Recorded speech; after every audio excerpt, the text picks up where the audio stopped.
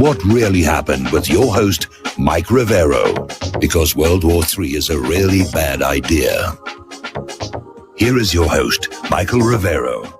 And aloha, America. Welcome to our show today. It is Monday, the 28th of October here, coming up on Halloween. And from looking at the background, you'll see I'm still in the dining area of our new home. Getting my office and studio put together is proving to be a lot more difficult than I anticipated, but we're going to get it in the next few days, really. So we're working as hard on that as we can here.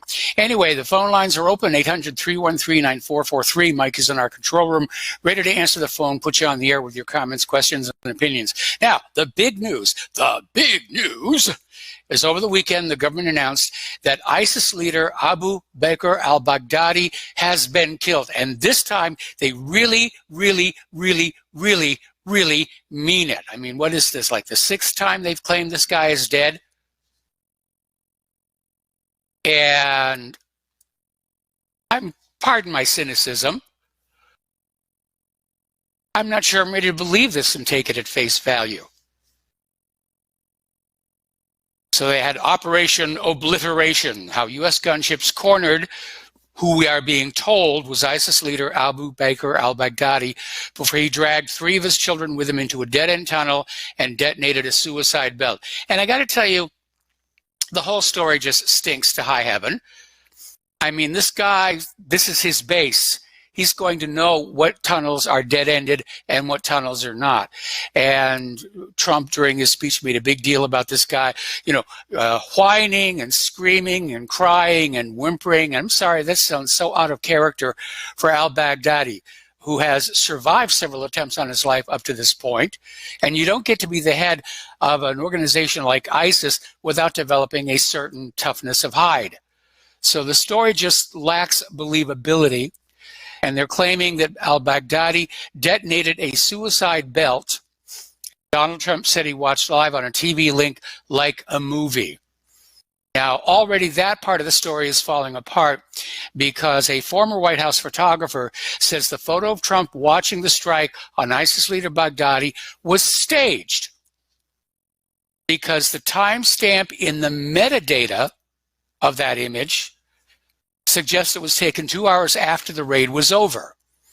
If you remember that whole Benghazi situation, we caught them using staged photos for that as well here. Pardon me. So apparently inside the White House, the operation to take out Baghdadi was named Kayla Mueller after the Arizona woman captured, enslaved, raped, and murdered by ISIS. I mean, they're playing for every line of sympathy they can get. This isn't being reported, it's being sold. It just feels like, it feels a lot like when they told us that Osama bin Laden died at Abbottabad. And then they promptly dumped his body in the ocean. We all know the real Osama bin Laden actually died in late 2001 of natural causes, medical problems. So they're out there saying al-Baghdadi died like a dog, whimpering, crying, screaming all the way, and trying to portray them as this incredible coward who deserved to die. And to me, that's another reason to question whether that really was Abu Bakr al-Baghdadi or some poor schmuck who looked like him and got set up as a patsy. Now, on my webpage, whatreallyhappened.com, I reposted James Corbett's 9/11 Explained in 5 Minutes video. And the reason I did that is if you look at the section on the death of Osama bin Laden, it raises questions about the purported death of al-Baghdadi. Because a lot of people were saying, why did you kill Osama bin Laden? He knew all the secrets. He was the best intelligence source for terrorist activity around the globe. The same applies to the guy they're telling us was al-Baghdadi. If it was the real al-Baghdadi, they'd want to take him alive. And if it was the real al-Baghdadi, he would understand that was his ace in the hole. That he could surrender and barter the information he has for good treatment. But that didn't happen. They're claiming he blew up the suicide belt and the cave fell on in, mutilated all the bodies. So at this point, there's no evidence to support this claim. Russian Defense Ministry says it has no proof that Baghdadi has been killed. In fact, they term it as the most recent killing on the number of times that it's been claimed he died. So the Russian Ministry of Defense doubts Trump, and so do I. And one of the things Trump claimed, he was trying to say, everybody helped, everybody shares in the glory here, and we flew over Russian airspace, and Russia assisted us in getting al-Baghdadi, and the Russian Ministry of Defense said, nope, we had nothing to do with this. And you did not have our permission to be in Russian airspace. Even more importantly, we don't have a lot of evidence that you ever actually were. So what is actually going on out here? Well, Trump is trying to reverse his Syria fortunes. He took a lot of heat for starting to pull our troops out of Syria, although now they're on their way back in to seize and protect that oil. And I think that's really what this is all about. Because the American people were saying, look, you're just going into Syria and you're stealing their oil. That's a bad thing to do. That's un-American. So the Trump White House has revived the demonization of ISIS and said, oh, my goodness, ISIS is out there. And, they use the oil to finance their acts of terror. And by the way, I'm going to make a prediction right now. There's going to be some kind of a false flag attack blamed on ISIS to remind us all that they're the bad guys and we're the good guys, and therefore we're justified in stealing that oil from Syria just so that ISIS doesn't get their hands on it. Well, small problem with it. That oil belongs to Syria, not the United States. Okay. Some videos have surfaced from the reported site of al-Baghdadi's death. And even more than Abbottabad, the place is just demolished. There's this huge hole in the ground, this crater.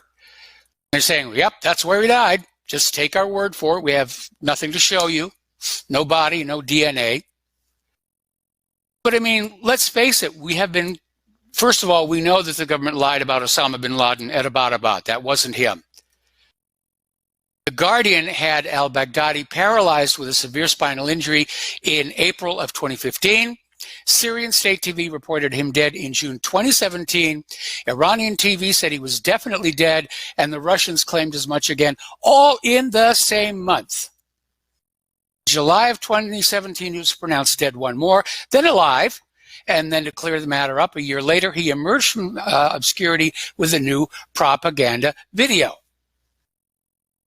So we should all hold back until there is more substantial information. I think this was a sales pitch to get the American people to go along with this idea that, yes, we need to go into Syria and we need to steal that oil. We need to control that oil here. So Trump is trying to reverse his fortunes with the Baghdadi raid. He took a lot of heat for pulling the troops out. Took a lot more heat for saying, I'm sending the troops back in to control the oil, to keep the oil. And he said it on his press conference about al-Baghdadi. We want to keep the oil. So the United States is now this international brigand plundering the mineral wealth of Syria. And this is a clear violation of international law. It's flat out looting by the United States of America. So I think that's what this Baghdadi thing is all about, is to convince the American people that somehow this is okay. Now, where it gets a little bit nervous is the Secretary of Defense is out there saying the U.S. troops are being deployed, will strike at any force challenging the occupation. And that's aimed right at Syria, which I'm sure right now is already thinking, let's go back in and take control of that oil ourselves. It's our oil. Tell the Americans to go home. But Syria is not America's war. It never really was. The United States wanted to go on in, execute a regime change, They claimed Assad was gassing his own people. That turned out to be a lie. Then they went on in there and said, well, we're there to fight ISIS. Then ISIS got pretty much wiped out. Now they're trying to bring ISIS back. ISIS rises from the grave more than Hillary Clinton.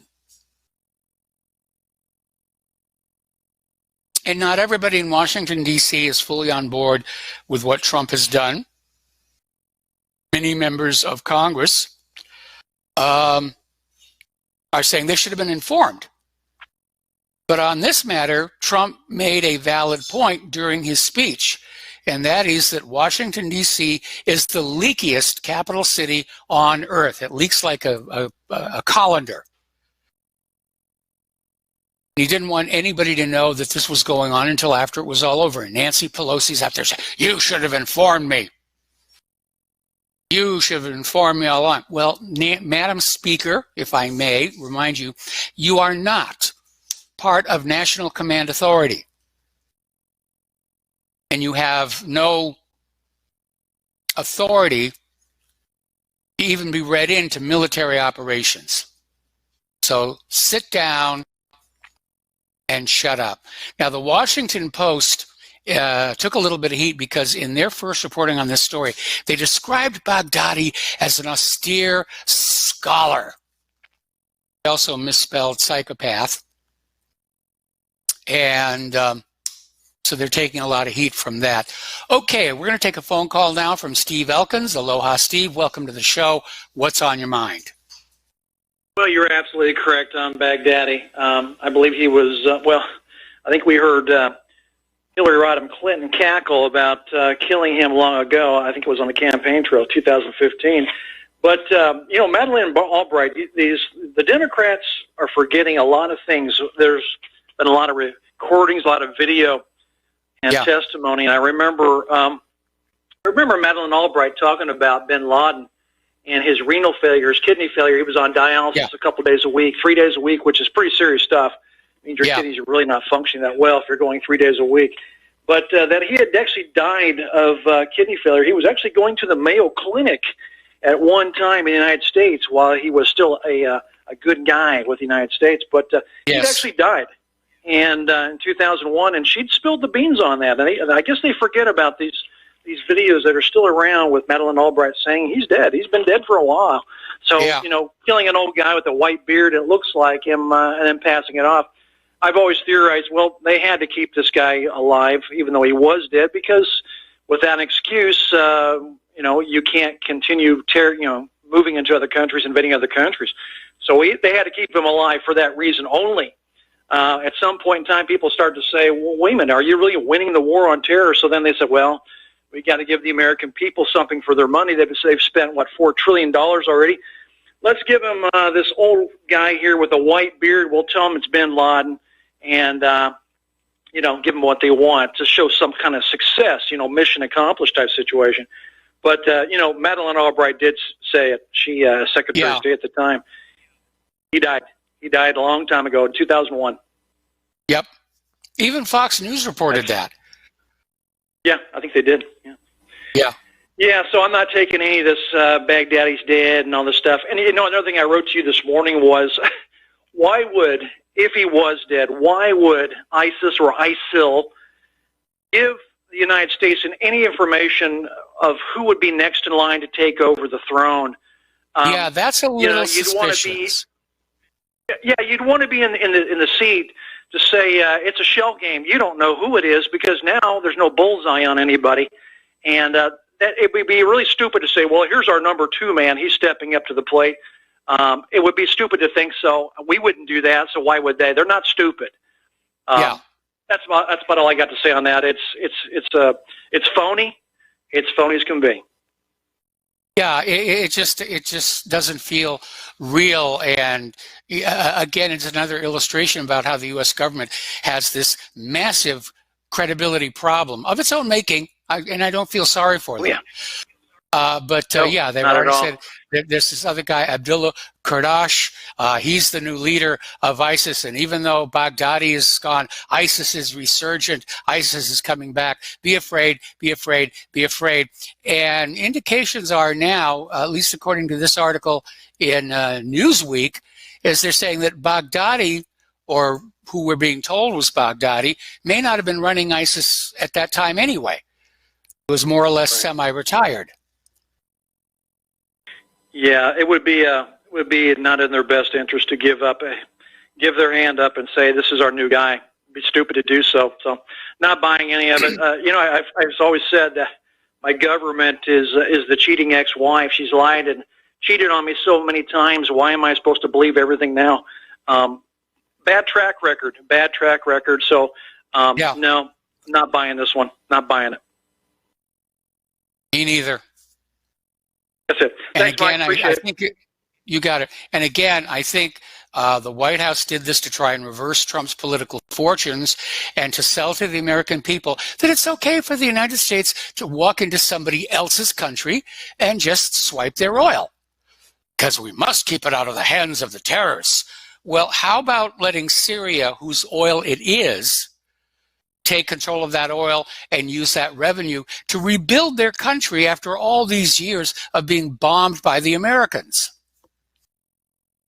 No. We can't let Syria do that. If Syria wants to rebuild, they can borrow money from our Federal Reserve at interest.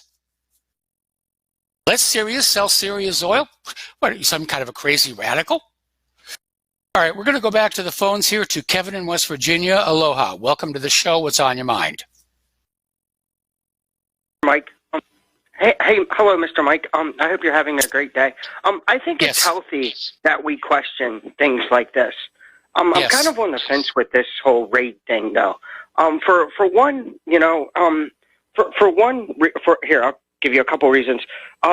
Yesterday, after it happened, there was media outlet that was giving Trump, flack saying, hey, this was a good guy, and he was this al-Baghdadi, whatever his name was a good, was one of the good guys, and he was a good, I don't know what you call the Muslim leader people, but, that this was one of the, that type. And then, and then you have the interview with Trump saying, no, I never told Pelosi. Well, I wouldn't trust, Crypt Keeper Pelosi anyway with any type of information. She would be the type to leak it to the enemy. Remember, the Democrats were the ones that was funding ISIS and giving them weapons and everything too. Yep. But, if Trump were to fake this, wouldn't this give ammunition for the deep state to come out and actually say, hey, he's a fraud, he's a fake? You see what I'm saying? This would be ammunition for them to move forward for this impeachment thing. So that's kind of why I'm on the fence here, because, part of me wants to say, oh, and don't forget, this is the same guy that John McStain had pictures with the guy eating the heart. Yes. Same guy. Yes. I don't know if you remember that or not. Same guy. So, what a nice group of people that the Democrats and the Republicans, run around with. But I am on the fence just because this could be used against him for impeachment in a way, and show that this is a staged event. Why that's not going to happen. You just explained why that's not going to happen. If they start ripping apart the actual relationship between ISIS and elements of the U.S. government, it's going to come back and it's going to burn the Democrats. Yeah, I didn't realize that I explained it like that, but yes, you're right. Well, I paraphrased. I like your paraphrase better than my explanation. But I am on the fence, though. But I still think it's healthy that we question. And I think we should question everything. And I also wanted to tell you, I don't know if you've seen it or not, there's a new Vaxxed 2 movie that's coming out very soon, November 6th. I forget the name of it, actually. I think it's called The Parents or the People's something. But, there's a new Vaxxed 2 movie coming out, and the one of the executive directors is the guy that Trump appointed, Robert Kennedy. Is it Robert Kennedy Jr.? Robert Kennedy Jr. Yeah. All right, Kevin, I got to let you go. We got to take a break. I'm glad he got that opportunity. All right, got to let you go. Got to take a break for commercials. We'll be right back. Aloha, America. Welcome back to our show here. And it's worth calling that ISIS, like its predecessor Al-Qaeda, was actually a tool of U.S. and Israeli foreign policy to destabilize the Middle East. And while their public presentation was that of a new caliphate, their behavior was radically un-Islamic. All the beheadings, the guy in the cage being set on fire. And so it basically means that ISIS was a false flag operation designed to trick us all into hating Muslims. That's what a false flag operation does. Got all these people over here, nice, they're minding their own business, they're worshiping as they see fit. Then you get some paid actor coming on in with a torch and a machete and, chops up a bunch of people. The news media covers it and says, oh, look at those horrible Muslims. That's what ISIS has been doing all this time. I guess they ran out of being useful. I mean, we know that during Obama's presidency, the U.S. was smuggling weapons from Libya to ISIS in Syria, using that consulate in Benghazi as a hub. So turning to look at what's going on in Syria right now, units of the Syrian Democratic Forces are withdrawing from the border with Turkey in accordance with the Russian-Turkish agreement. The Syrian Arab Army has deployed on the Turkish border east of Ras Al Ain. A new Russian military convoy was spotted in the town of Tal Tamr, and another U.S. convoy entered Syria en route to the Omar oil fields. Think about that one for a while. All right, we're going to grab another phone call here. Dustin in New Jersey. Aloha, Dustin. Welcome to the show. What's on your mind?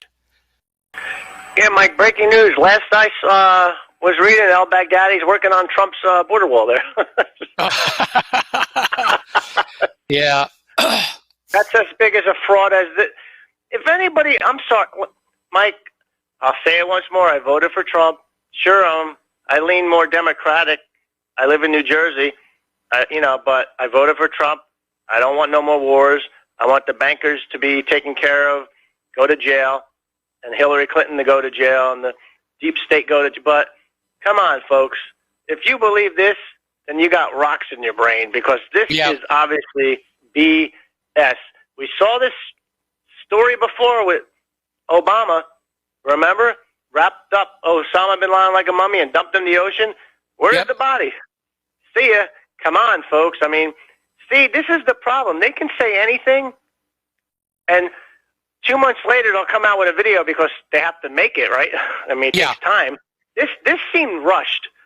And isn't it odd? Like, Trump said he was pulling the troops out of Syria only to go back across the border, take their oil, say, hey, Exxon, come on in. And then this rolls up. I mean, there is some weird crap going on here, and it's just... Well, they're stealing the oil. I mean, Russia already has a contract with the government of Syria to harvest and process that oil. And now the U.S. is just coming on in. They're sucking it out of the ground as fast as they can, and they're trucking it across the border to be processed. And aloha, America. Welcome back to our show. We're going to go back to the phones here to Keith Rogers. Aloha, Keith. Welcome to the show. What's on your mind? Well, hello there, Michael. First of all, I wanted to say that we're enjoying our global warming here. We're supposed to get up to 10 below with our wind chill tonight here in Montana. We got a snowstorm out there just really blowing like that. Anyway, I had a spin on this. When Trump sent out his tweets early this morning there, I was kind of indignant to him because of the fact of the way it was worded, talking about al-Baghdadi taking the coward's way out. And I thought, that's only probably perhaps because of Trump's great military. Couldn't use one of those $100,000 F-35s and a $2 million missile to show some spectacular U.S. military force. Unfortunately, though, with all branches of the armed services right now also having suicide problems. Yes. I mean, the amount of money wasted on this, and as I believe it was Dustin there had mentioned there, the fact that they said they pulled out and suddenly they're in Idlib. Now, what was this recent news about their oppression to bombing Idlib and saving Idlib? Well, Trump that's said it himself on his press conference. He says, we're going to stay in Syria and control the oil. And I think this whole thing about we got al-Baghdadi and ISIS is resurgent is all about convincing the American people that this is a good thing for the U.S. government to be doing, which of course it isn't. It's against international law. It's banditry, if you will, is a good word for it. It's piracy is what it is. And so, yeah, the U.S. has just marched into Syria, and they're stealing Syria's oil. Yeah. I don't want to brag or anything like that, but I had some really good emails in response to my show last night where I've highlighted the fact that, like, say just with U.S. farmers, these corporations have basically deforested Latin America to raise their cattle ranches for firms like McDonald's, Burger King, and stuff, using land stolen from the peasants down there. Yeah. The wages, and my actual show was on the causes for immigration. 257 million people that make less than $5 a day, and most are only making $1.90 a day. And this is all due to U.S. corporations that have totally devastated that area. The CIA that's destroyed the unions, any labor reforms, killed their priests, nuns. I mean, people have to realize that although we love our country, the government has gone rogue. And this is all due to these corporations, And that's why people flee. And they go to the cities, and they can't find work in the cities, and so head north. And they're offered this opportunity by whether it's the Democrats or what. Or even Trump himself said, corporations need immigrants. The point is, those are the jobs that have been stolen. And when Trump was boasting about those U.S. car makers and stuff, they're going to come back from Mexico. No, they didn't. They went to China. Yes. They will go wherever they want to make their money. And they've destroyed our unions here that used to give us full health care, full medical, dental, all this stuff, paid vacations, overtime pay, pregnancy leave. It's all gone. It's all part-time jobs, zero benefits. And when the military comes out and says they've made the recruitment levels, that's because of student loans. Yes. A constant supply. And so, it's an I feel economic sorry trap. for a lot of Americans that don't. Yeah. And I feel sorry for a lot of Americans that do not realize that, like Britain with this constant Skripal stuff like that, the West is walking themselves into another war, and their children, not those politicians' children, they will be the ones fighting it. And when you hear these politicians talking about winnable nuclear war, and the death rate of 65 million casualties is acceptable, you wonder not if you're one of those 65 million. Yeah. Anyway, I just want to pass it on, Mike. My best to you and Claire. I'm here turning into glowing plasma, and I'm going to scream, no, this was not acceptable. I'm sorry. I don't go along with this. Unfortunately, the U.S. government... I've been asking all... I was going to say, Mike, I've been asking people around here. Yeah, I've been asking people around here, where's the nuclear fallout shelter? And they just look at you like, what? I said, well, yeah. I says, Russia's prepping for this. They've had 40 million people preparing theirs. Do you hear any of that stuff? We hear earthquake, prepping and stuff like that. But you actually have these psychopaths out there that are beefing up trillions of dollars in nuclear arms and stuff. And those cockroaches back in D.C. who will survive that with their underground bunkers, they're not worried about it. They're all taken care of. But what are you going to do about you? And these are the guys that you keep reelecting back into office. It's time to change the guard. Yeah. And of course, I question whether we're actually electing these people into office, given the high degree of election fraud that goes on in this country. And I think the vast majority of American voters have been disconnected from the system, and that's why the government feels they can treat us the way that they do, because there's really nothing short of an armed rebellion that they're afraid of, and they're afraid of that now, which is why the gun grabbers are out there. Exactly. All right, my best to you, Mike. All right, thanks an awful lot here. So, again, lines as to who is a good guy and a bad guy are a little bit murky out there. And some of these Syrian militias committing crimes against the Kurds in Syria are composed of the same so-called moderate rebels that the United States, Turkey, and the Gulf states armed, trained, and supported during this multi-year proxy war. Like I said, we know that when Obama was president, arms were being smuggled from Libya to ISIS in Syria through that consulate in Benghazi. That was the hub. I think one of the reasons it got destroyed was to basically erase the paper trail, destroy all the evidence.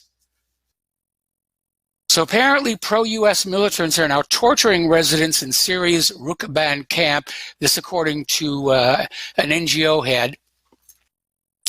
In an event organized by the Russian United Nations mission, Maxim Grigoriev, director of the Moscow-based Foundation for the Study of Democracy, presented the findings of a survey of 248 people who had left Rukban, as well as 50 detailed interviews.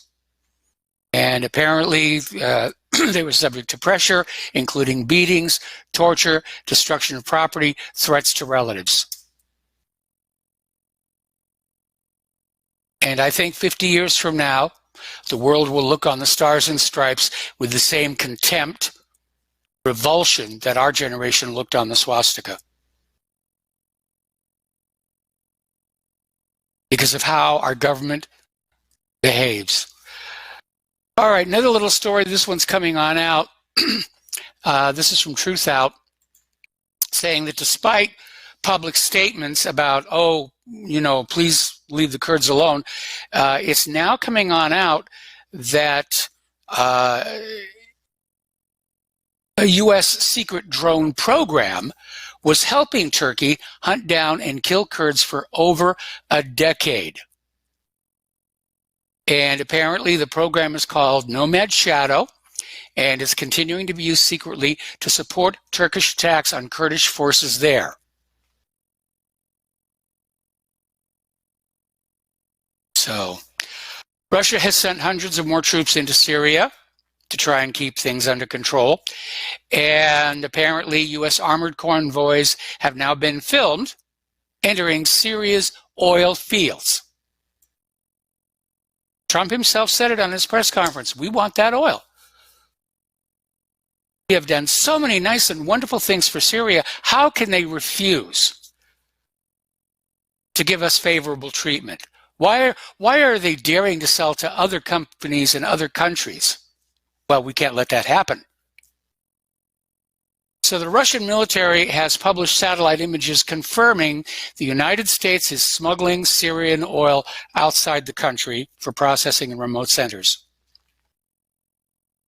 This is what your taxes have paid for over the years, along with those of you with family members who have lost life and limb. It's about the oil. And the U.S. is being accused of looting the Syrian oil fields to fund mercenaries and more intelligence operations.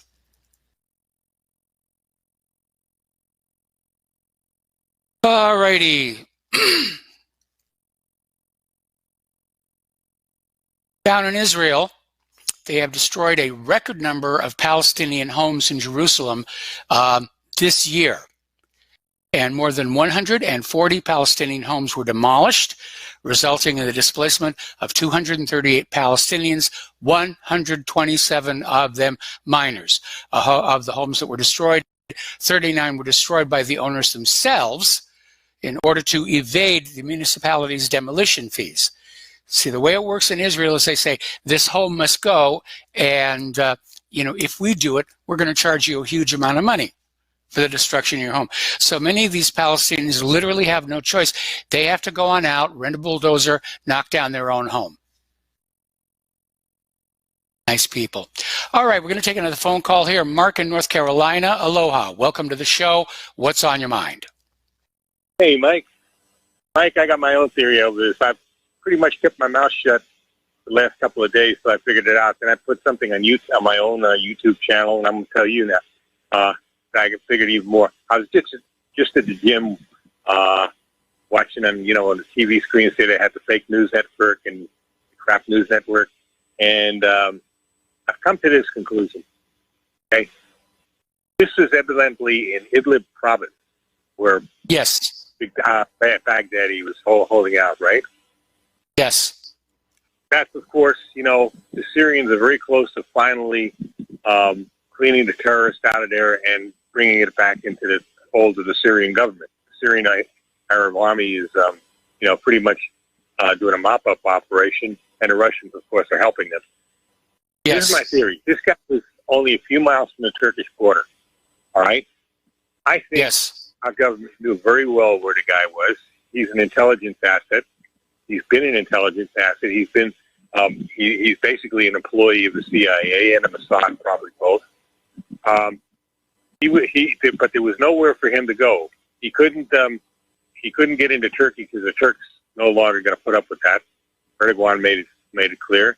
And at the same time, if he would have been captured by the Syrian army, now this guy would have really started to sing about everything. So They had to kill him. They had to not only kill him, but blow him to pieces, even his kids, so nobody would know.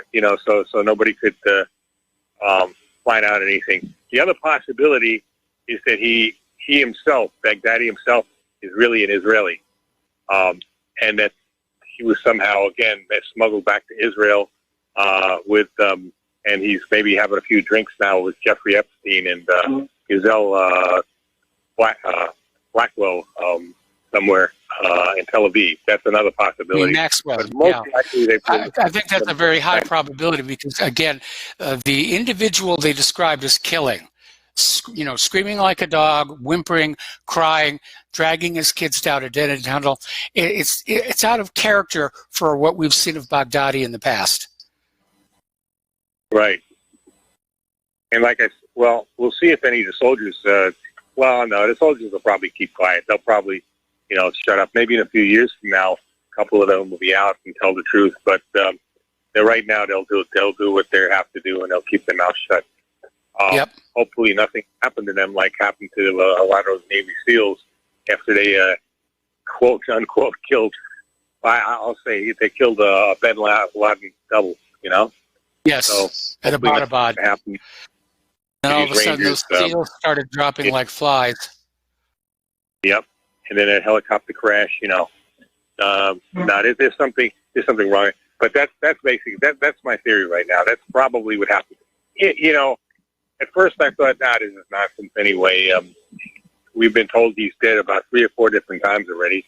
And, maybe Assad is right. Maybe it's genetically modified soldiers or something, and maybe that's it. But I really don't think that's it. I think that, he keeps coming to life. No, I think the guy's, like I said, I think that's it. He's either just an asset that had to be cleaned out. They had to get rid of him because of the evidence, or he's actually an Israeli citizen who they smuggled back into Israel and killed some and blew up some body double again or something like that.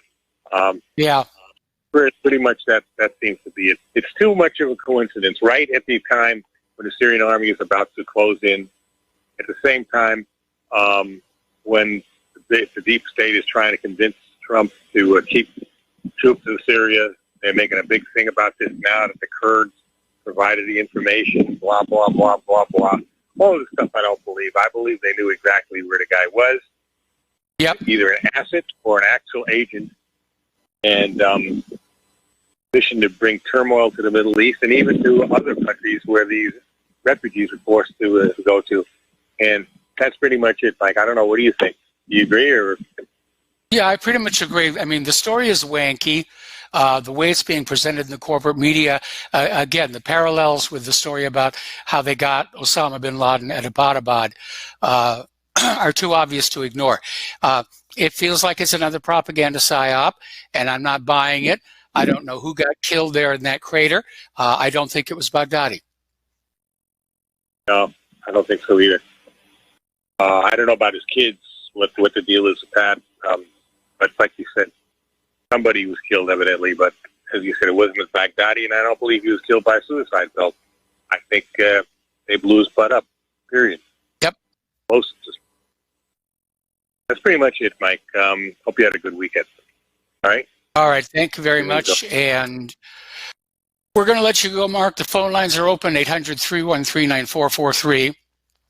Now, getting on back to Israel, settlers are now stealing Palestinian olives from groves in Nablus. The settlers from the illegal settlement of Itamar basically went and stripped the trees of all the fruit, and in the process broke many of the branches. And Israel seems to think this is perfectly okay to do, to ruin the harvest, to ruin the crops. And Israel is already talking about barring all imports and exports from Palestine until the Palestinians start importing more Israeli calves. All right, we got to take another break for commercials, and we'll be right back. Aloha, America. Welcome back to the show here. And apparently Israeli occupation forces are now preventing Palestinian farmers from accessing their own groves located on the other side of the Israeli segregation barrier near the central West Bank town of Salfit. And apparently, according to a report in WAFA, Israeli soldiers manning one of the barrier's gates denied farmers access to their own lands for the annual olive harvest. And the farmers had all the proper paperwork to get through the gate, and the soldiers said, no, you can't. Just leave the olives on the tree until they rot. Going to go back to the phones here. Peter in Los Angeles, aloha. Welcome to the show. What's on your mind? Yeah, hi, Mike. I wanted to talk a little bit about Al Big Daddy. The thing is, Mike, a lot of people. For one, let's start out with the Washington Post story, which about him being a austere, scholarly cleric or whatever they said. Of course, it's the Jeff Bezos Washington Post, the guy who's clouding the entire NSA, CIA. He's got a huge contract. He's part of the deep state, big part. He's part of the secret police deep state. At any rate, this is just. I think they just released, in case it was going to come back about how he was being supplied. And at one point, like Kevin mentioned, has pictures of him with McCain lunching with McCain. This guy was one of the moderate clerics. If of course this comes back to everybody saying that we were supporting the guy. And of course that makes Trump look bad because we were supporting the guy. But the other thing is, a lot of people will say, you hear a whole school of thought that we invaded Iraq and we've gotten all these wars for oil in the Middle East. And, the question you want to ask is, well, oil for who? Because we haven't gotten any of that oil. But the people who did get that oil and have been getting it from Kurdistan, by the way, are the Israelis. You got 77% of their oil from there. So when they say they're going back in to get the oil, maybe it's the oil that they didn't want, Kurdistan invaded, but now that it was or whatever, now they want the oil anyways. And I'm telling you, like we do everything else they say, we go back in and take their oil back for them. We don't do anything over there without being led by the nose by the Israelis. So, what can I tell you? So the ridiculous reversal of fortune, we're getting out. No, we're going back in. We're going to take the oil. Whose oil? Well, the Kurds' oil, but it's for Israel. Well, it doesn't matter. It's still the U.S. going into other people's country and taking what does not belong to it. All right, we need to take a break here for station identification, and we'll be back with hour number 2 after these few words. Aloha, America. Welcome back to our show here, getting on back to Israel. Israel once again is blocking the Special Rapporteur of the United Nations Organization on Human Rights in Palestine, Michael Link, from traveling to Palestine, which is kind of his job on behalf of the United Nations. And this violates established procedures and protocols. And Israel's attitude seems to be, well, we're not answerable to you. So stay away. All righty. Apparently last Friday was the 80th Friday. 80th Friday of the Great March of Return. 95 demonstrators were injured in the protest. So apparently among them 43 children, 2 paramedics, and a journalist. 36 of those wounded were shot with bullets. The rest either hit with rubber bullets or tear gas canisters. Over in Iraq, the massive protests are continuing there. The anti-government unrest in Iraq continues. They don't like being under foreign puppet rule. And so Iraq has deployed their elite counterterrorism unit to protect the state buildings as the protests continue to rock the city. As many as 67 Iraqis have been killed in just 2 days of protests. And these protests began earlier this month, and it's believed that more than 100 people have already died. Over in Barcelona, Spain, the Spanish and police and protesters are clashing. 350,000 rallied against the jailing of the Catalan separatist leaders. Now remember, all these leaders did was arrange a referendum where the people of Catalan said, we want to go back to being our own country. And so the Spanish government just said, well, we can't have that around here. So just grabbed them, ran them through a show trial, and threw them in prison for an aggregate of something like 100 years in jail. Over in India and Pakistan, tensions are increasing. There's no efforts at de-escalation along that border in Kashmir. And it seems like they're inching toward limited scale military conflict. And I hope they can keep it there because remember, both India and Pakistan are nuclear armed states.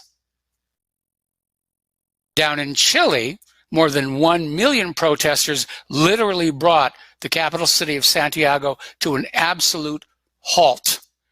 They're demanding President Piñera's resignation. And this is the biggest protest Chile has had in years. The issue for them is inequality. All right, we're going to take another phone call here. James in Tokyo, aloha. Welcome to the show. What's on your mind? Well, first of all, Mike, last week you mentioned Kellogg was making a cereal targeted towards members of the LGBT community. And I just want to tell you, I don't want you to even try it one time. I don't want you to end up leaving the harp-loving angel Claire and going out for ladyboys every night.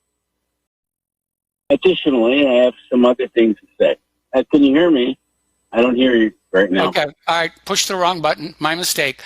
As I understand it, all they've done is taken several of their popular branded cereals and just mixed them all together in a box, and apparently it's actually very expensive. And then, of course, it has the packaging and the labeling, which says, you know, we're being all inclusive here.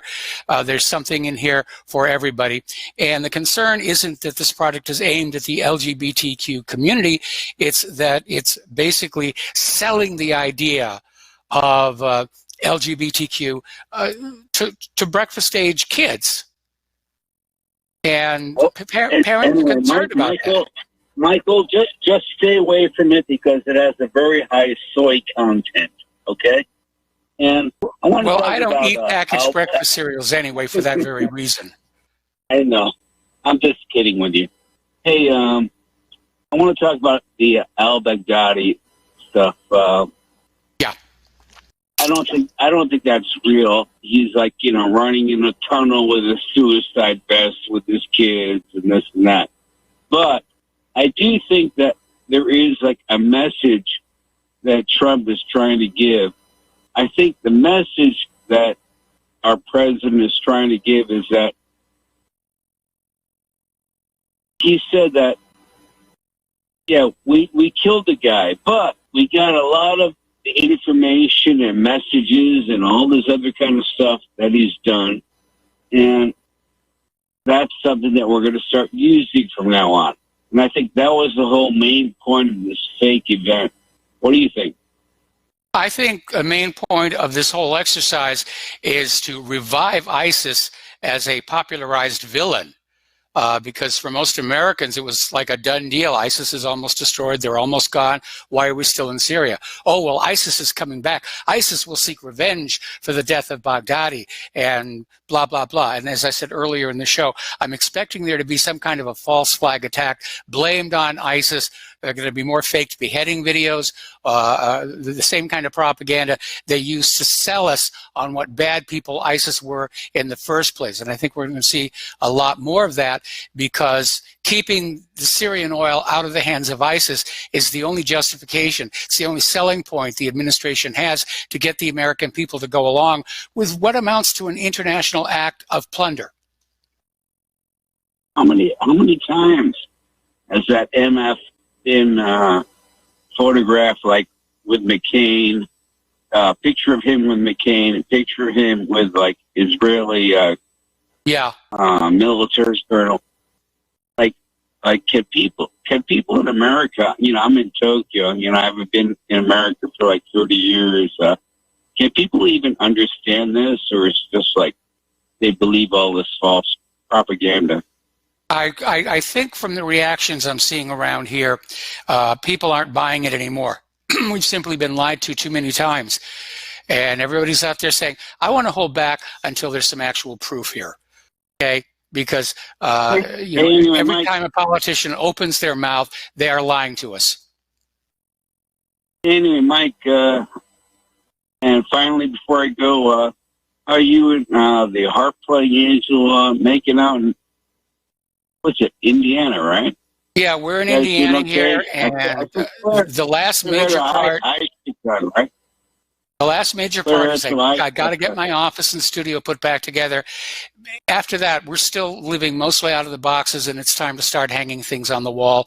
But this week, I'm really trying to get my studio and main computer put back together, because it's long overdue. This move turned out to be more arduous than I expected.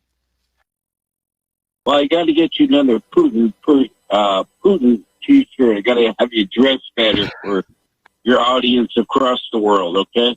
And I love you, Mike, and you take care of yourself. All right, thank you very much here. And speaking of T-shirts, we got a package today from Tom, who's a listener, just full of heavy weather T-shirts and stuff. And Claire's already gone through and picked out the ones that she wants. And so thank you, Tom. It is definitely appreciated here. All righty. North Korea says it's running out of patience with what it describes as the U.S. Cold War mentality, hostile policies, and unilateral disarmament demands, and said that a close personal relationship between the leaders alone wouldn't be enough to prevent nuclear diplomacy from derailing. And they have a valid point. The U.S. attitude is going into any country, not just North Korea. You do what we tell you to do, and then maybe we'll do something nice for you. And especially when dealing with the Asian mindset, that doesn't go over very well. Alrighty. Apparently, over at CNN, they wanted to find out what kind of impact Schiff and his impeachment proceedings are having on Trump voters. And it's sort of a reminder of an old Chinese saying that you should never ask a question to which you do not want the answer, because what CNN found is that pretty much everybody is sick and tired of all this impeachment talk. They think it's a political stunt, or they think it's a coup d'etat by another name, but they don't want Trump removed. And the polls that say Americans want him removed are probably just as rigged as the CNN news story itself. Roger Stone is out there saying Trump will not resign. Said it's zero chance he's going to resign. Says there's a lot of wishful thinking in the political establishment.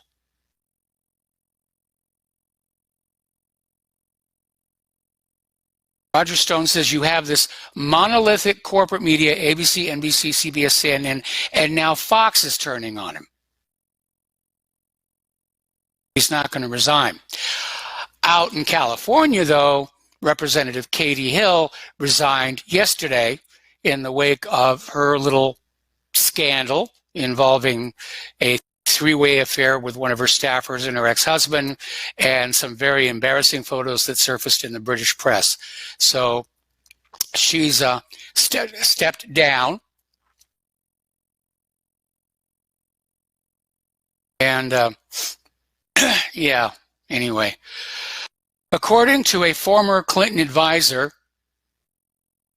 and this comes out of stationgossip.com, Hillary Clinton apparently truly believes God put her on earth to become president. It's her divine right. A little scary over there in Clinton land here. Now, John Bolton has all of a sudden flipped yet again and has informed Schiff and Pelosi he will not testify in the House impeachment inquiry. And that's probably a smart thing for Bolton to do, because so many of the witnesses and evidence they had has already blown up in their faces, including the one about the quid pro quo. We now know that at the time Trump made the phone call, Ukraine didn't know the aid was being held up, or it hadn't trickled on down. So that's now gone. Apparently, Trey Gowdy is indicating that he's still open to joining Trump's legal team. Trey may feel that there's sufficient blood in the water where it might be the opportunity for him to do some good. And John Conyers, the longest-serving black congressman, has died. He was 90 years old. And Conyers was among the high-profile politicians toppled by sexual harassment allegations in 2017. He passed away yesterday. They're saying, as far as they can tell, it's natural causes. Well, 90's a good run. 90's a very, very good run here. Over at MSNBC, they're airing this wild accusation that Donald Trump has been laundering money for Russia for the last 30 years. Oh, really? Can we see your evidence? Well, no, we have it on good authority. We have to protect our sources. Yeah, just take our word for it.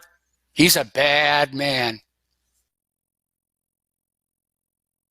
All right, turning to the economic news, apparently the United States government has granted Adobe a license to continue doing business in Venezuela. So they'll be able to continue their digital media services, and they're providing all of their services and products. This follows a previous decision the company announced on October 7th to deactivate all accounts in Venezuela starting on the 28th due to the U.S. government's Executive Order 13884. That would have been today, but apparently that's been called off here. Germany is being ordered by Brussels to double their payments to support the EU. Brussels is scrambling to try and make up the shortfall that will be caused by what now appears to be an inevitable British exit. So we'll just go soak the German people for the money, keep spending it on the refugees and open borders and so forth. And they're in trouble over there. Draghi did a $3 trillion with a T dollar stimulus, and Europe is still sliding toward recession. Actually, the whole world is sliding toward recession here. Hong Kong has been plunged into recession by the months of violent protests as they take their toll on the economy. They've had successive quarters of contraction, which is the official technical definition of recession. Things are shrinking. The economy is shrinking. Now, over at WeWork,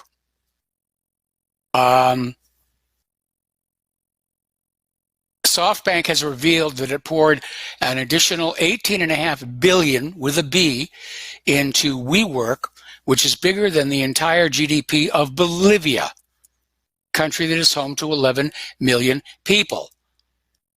And Russia Today is saying, can it be kept afloat?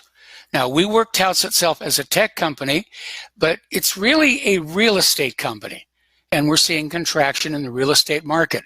Housing prices are going down. Some of these very expensive properties out in New York and California are sitting vacant. People can't sell them. Meanwhile, SoftBank is going to book losses of up to $7 billion on WeWork, Uber, and others, after showering $1.7 billion on Newman and hanging his employees out to dry.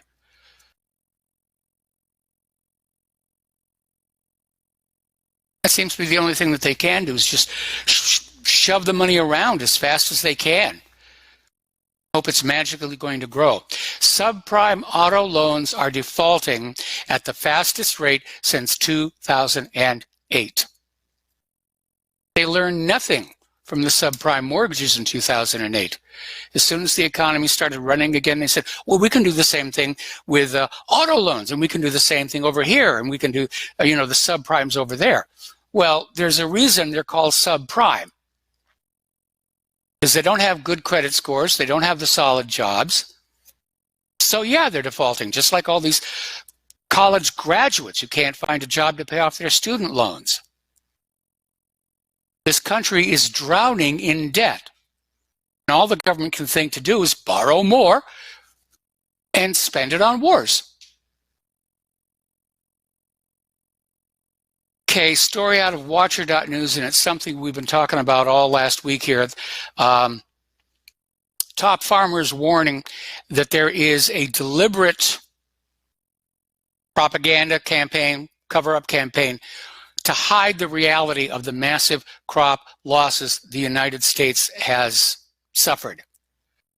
First of all, from the late spring, the heavy flooding, and now an early snow. And says the information is being kept under wraps, and farmers are unable to adjust production, yet the market cannot act to ration supply. What happens when the U.S. starts running out of food? And they end with the advice, it's a good time to start a garden. It's really a good time to start a garden. Now, last week we were talking about how in this country there seems to be a surplus of bacon in the warehouses. And they're trying to get it out there, get it sold before it goes bad. We might want to think about keeping it frozen and hanging on to it. Apparently, 1/4 of Earth's pigs have been wiped out by this African swine fever. And it's just swept all over the world, especially China. Maybe it's biological warfare. But we're in a horrible fix here. All right, let's go back to the phones. Rob in Illinois. Aloha, Rob. Oh, wait, actually, no, Rob, hang on to the line. We're coming up on a commercial break, and then I'll come back and take your phone call. Okay? So we're going to take a break for some commercials. We'll be right back. Aloha, America. Welcome back to our show. And apparently, George Soros is thrilled by the growing civil war in Washington and predicts that 2020 will bring a return to globalism with Elizabeth Warren as the Democratic nominee, Pocahontas herself.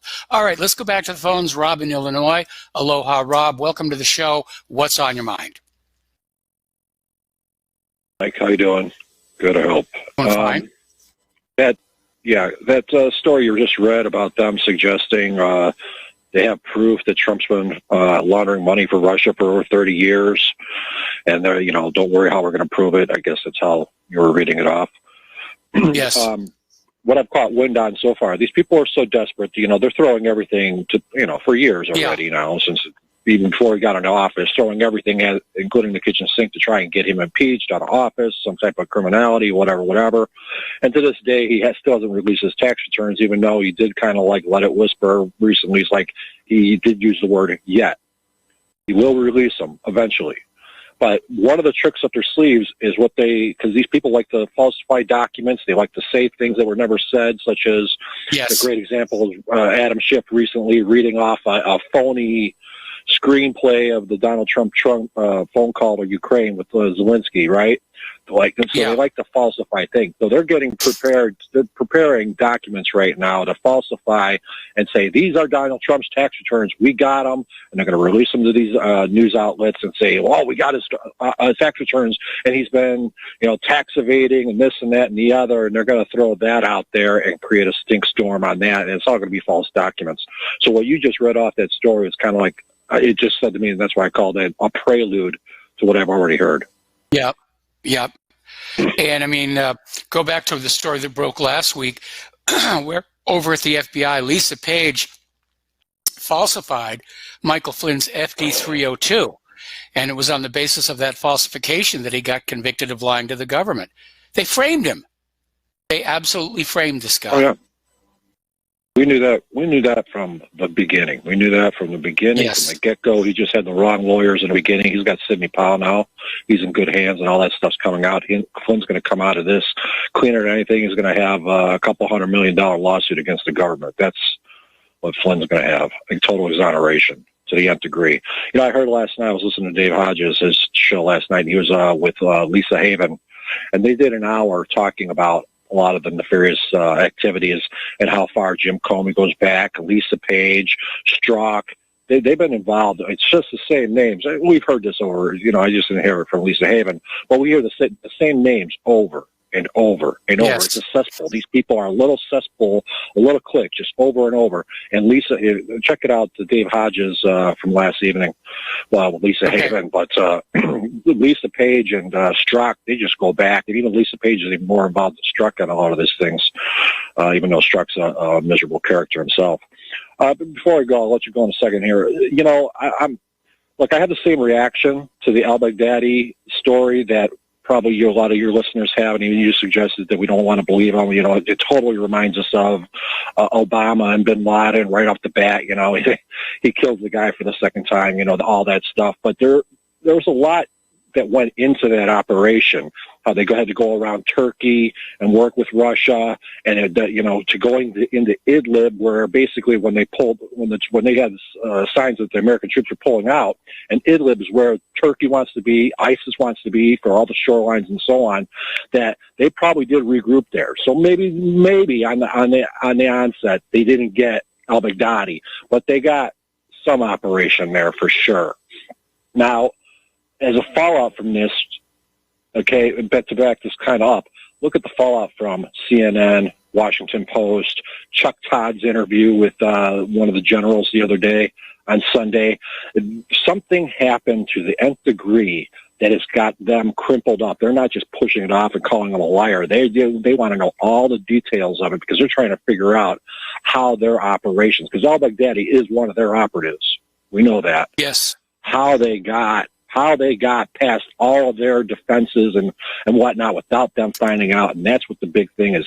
I think that's the big tell right now, that they're so crumpled in a bunch that they're trying to figure out where did you set up base? Where did you go out of? Where did you land?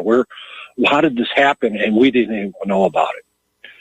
So I think that's a big sign. Something did happen. Al-Baghdadi, I don't know. We killed him 3, 4, 5, 6 times before, but we all know the IDF, the Israelis, whoever was hiding all these ISIS leaders. They kept taking them out of harm's way and protecting them all these times and whatnot. Not just Israel, U.S. helicopters. Yes, well, yes, agreed. No argument there. But, hopefully it is the way they said it is, and proof, schmoof, I don't know. I didn't like the story. Oh, he conveniently blew himself up in a cave. Oh, yay. It's like, it's almost like throwing him off a boat as a traditional burial. It almost sounded the same. Yeah. But just the reaction from these people, and you got to watch that Chuck Todd. Chuck Todd had one of the generals, one of the people that were inside, one of Trump's advisors that was inside of that operation room in that interview is a big giveaway. Chuck Todd is like apoplectic. Thank you. Talk to you later. All right. Thank you for the phone call. We're going to let you go, take another break for commercials, and we will be right back. Aloha America, welcome back to our show here. And out in California, the fires are still raging and the blackouts are continuing. Apparently PG&E cut power to Alameda County, including Berkeley, Saturday. And they're doing the shutdowns. They're spreading across the entire Bay Area, and they're saying there are going to be more this week. And they're basically shutting down these high tension lines because they don't know that they can withstand the high winds.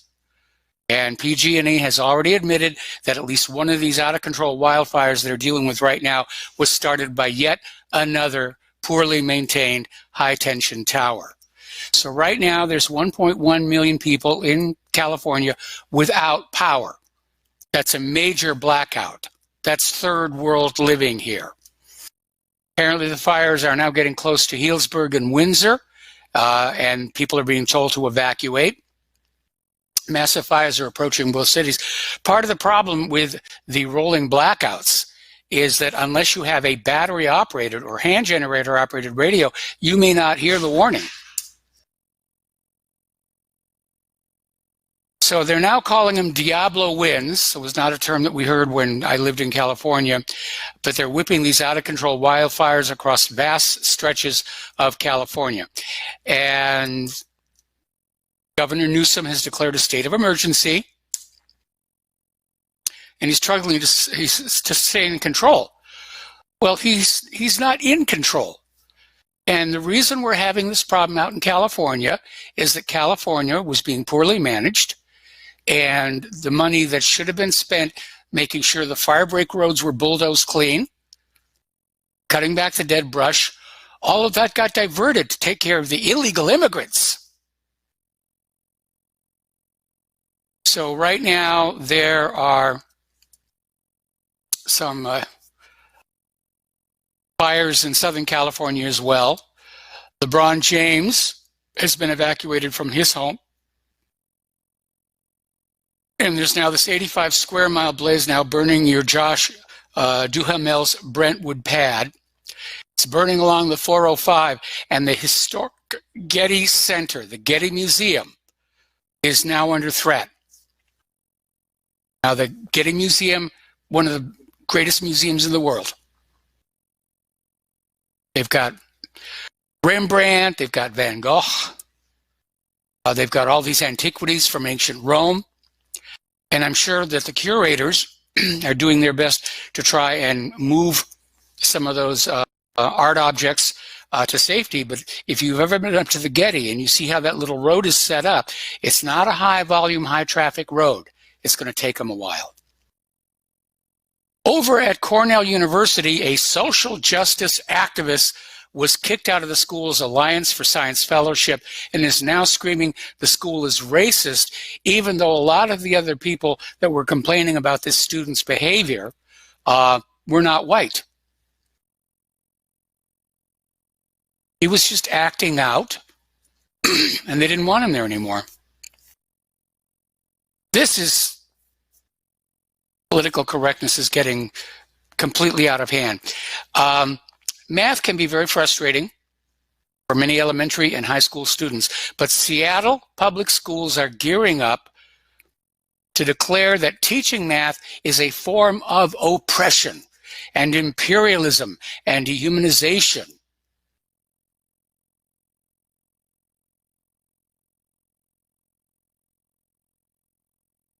You know, it's amazing. People in this country who can't read and write, they're ashamed of being illiterate. But there's no such stigma attached to being math illiterate or science illiterate. There should be. Can't get through modern life without having the basics of math and science. That's just the reality. Okay, apparently over at the Atlantic magazine, they're saying that the American tiki bars are making a comeback. Are they cultural appropriation? And I'm familiar with the tiki bar concept. When I was in college, there was a big one called simply The Tiki's. It was in Monterey Park. It's been torn down since then. And I worked there as an entertainer. And the tiki bars were popular because Polynesia's popular, and not everybody had the money to actually get on out there. Well, as airfares dropped and everything, the tiki bar began to fade away, but they're making a comeback. Now we're getting this, it's cultural appropriation. Ever stop to think maybe that when somebody copies your culture, it's meant as a compliment?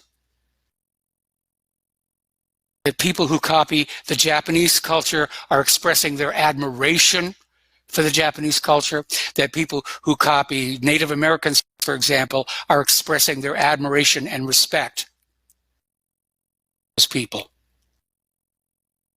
Something to think about. Okay, Reddit has put a new algorithm in to ghost users who are saying things Reddit does not approve of. And users will post, and they'll see their own posts. It's like shadow banning. Posts will never be seen sorting from any of Reddit's sorting methods. They're invisible. They're ghosting entire subreddits right now. The algorithm is alive. Okay, we're going to take a phone call now from W in Texas. Aloha, W. What's on your mind?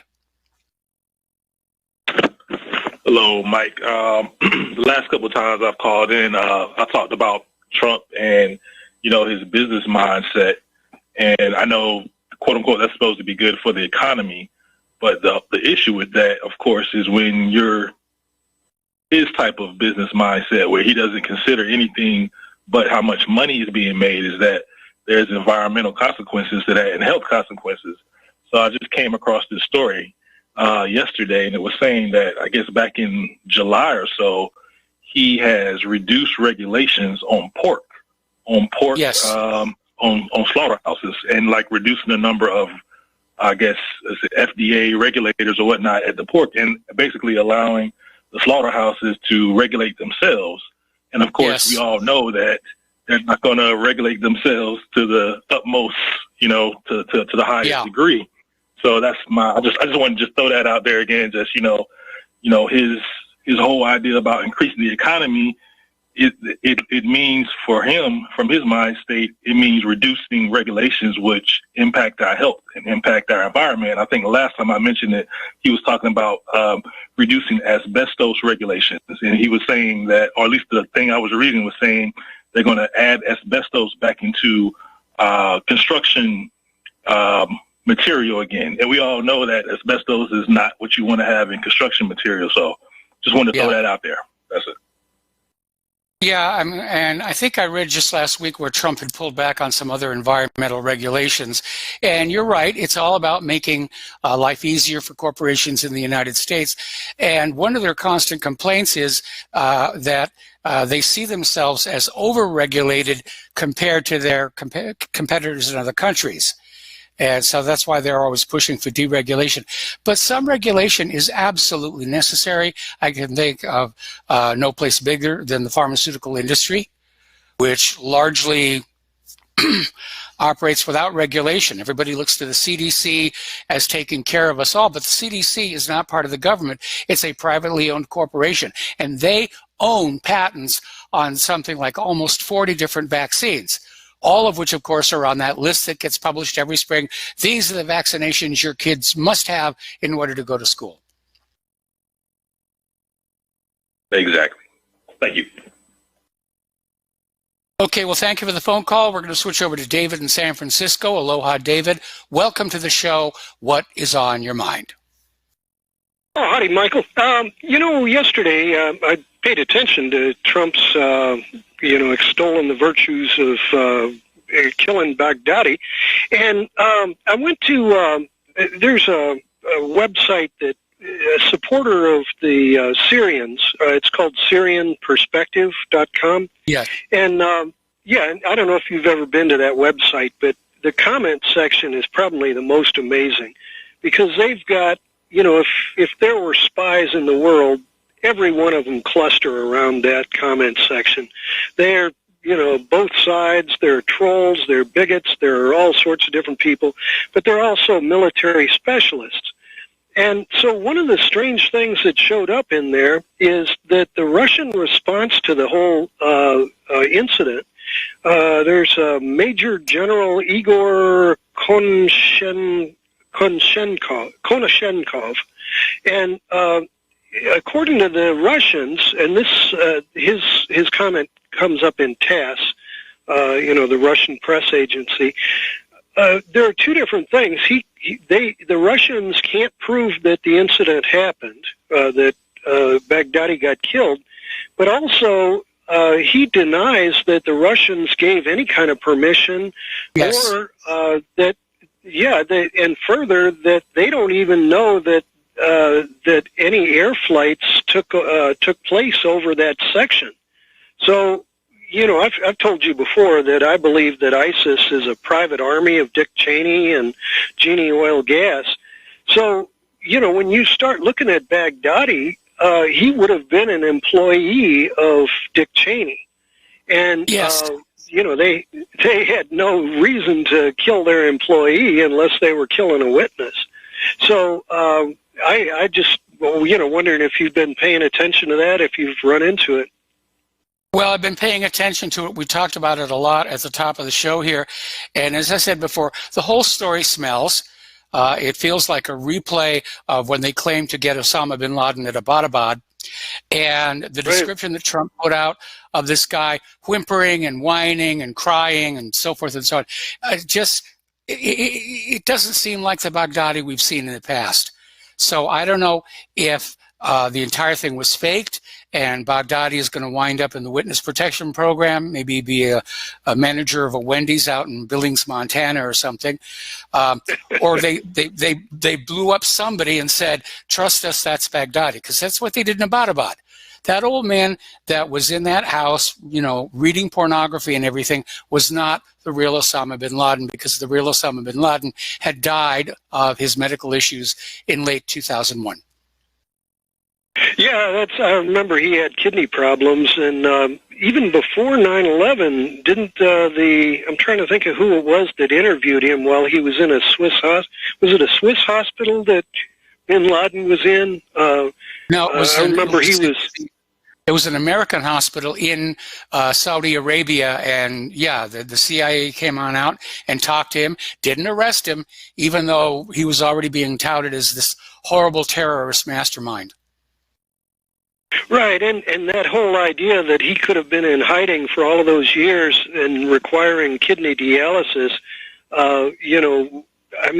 if I'm not too good of a detective, but I'd know that if I was going to pay attention to kidney dialysis machines and supplies, all you'd have to do is track those supplies and go straight to him.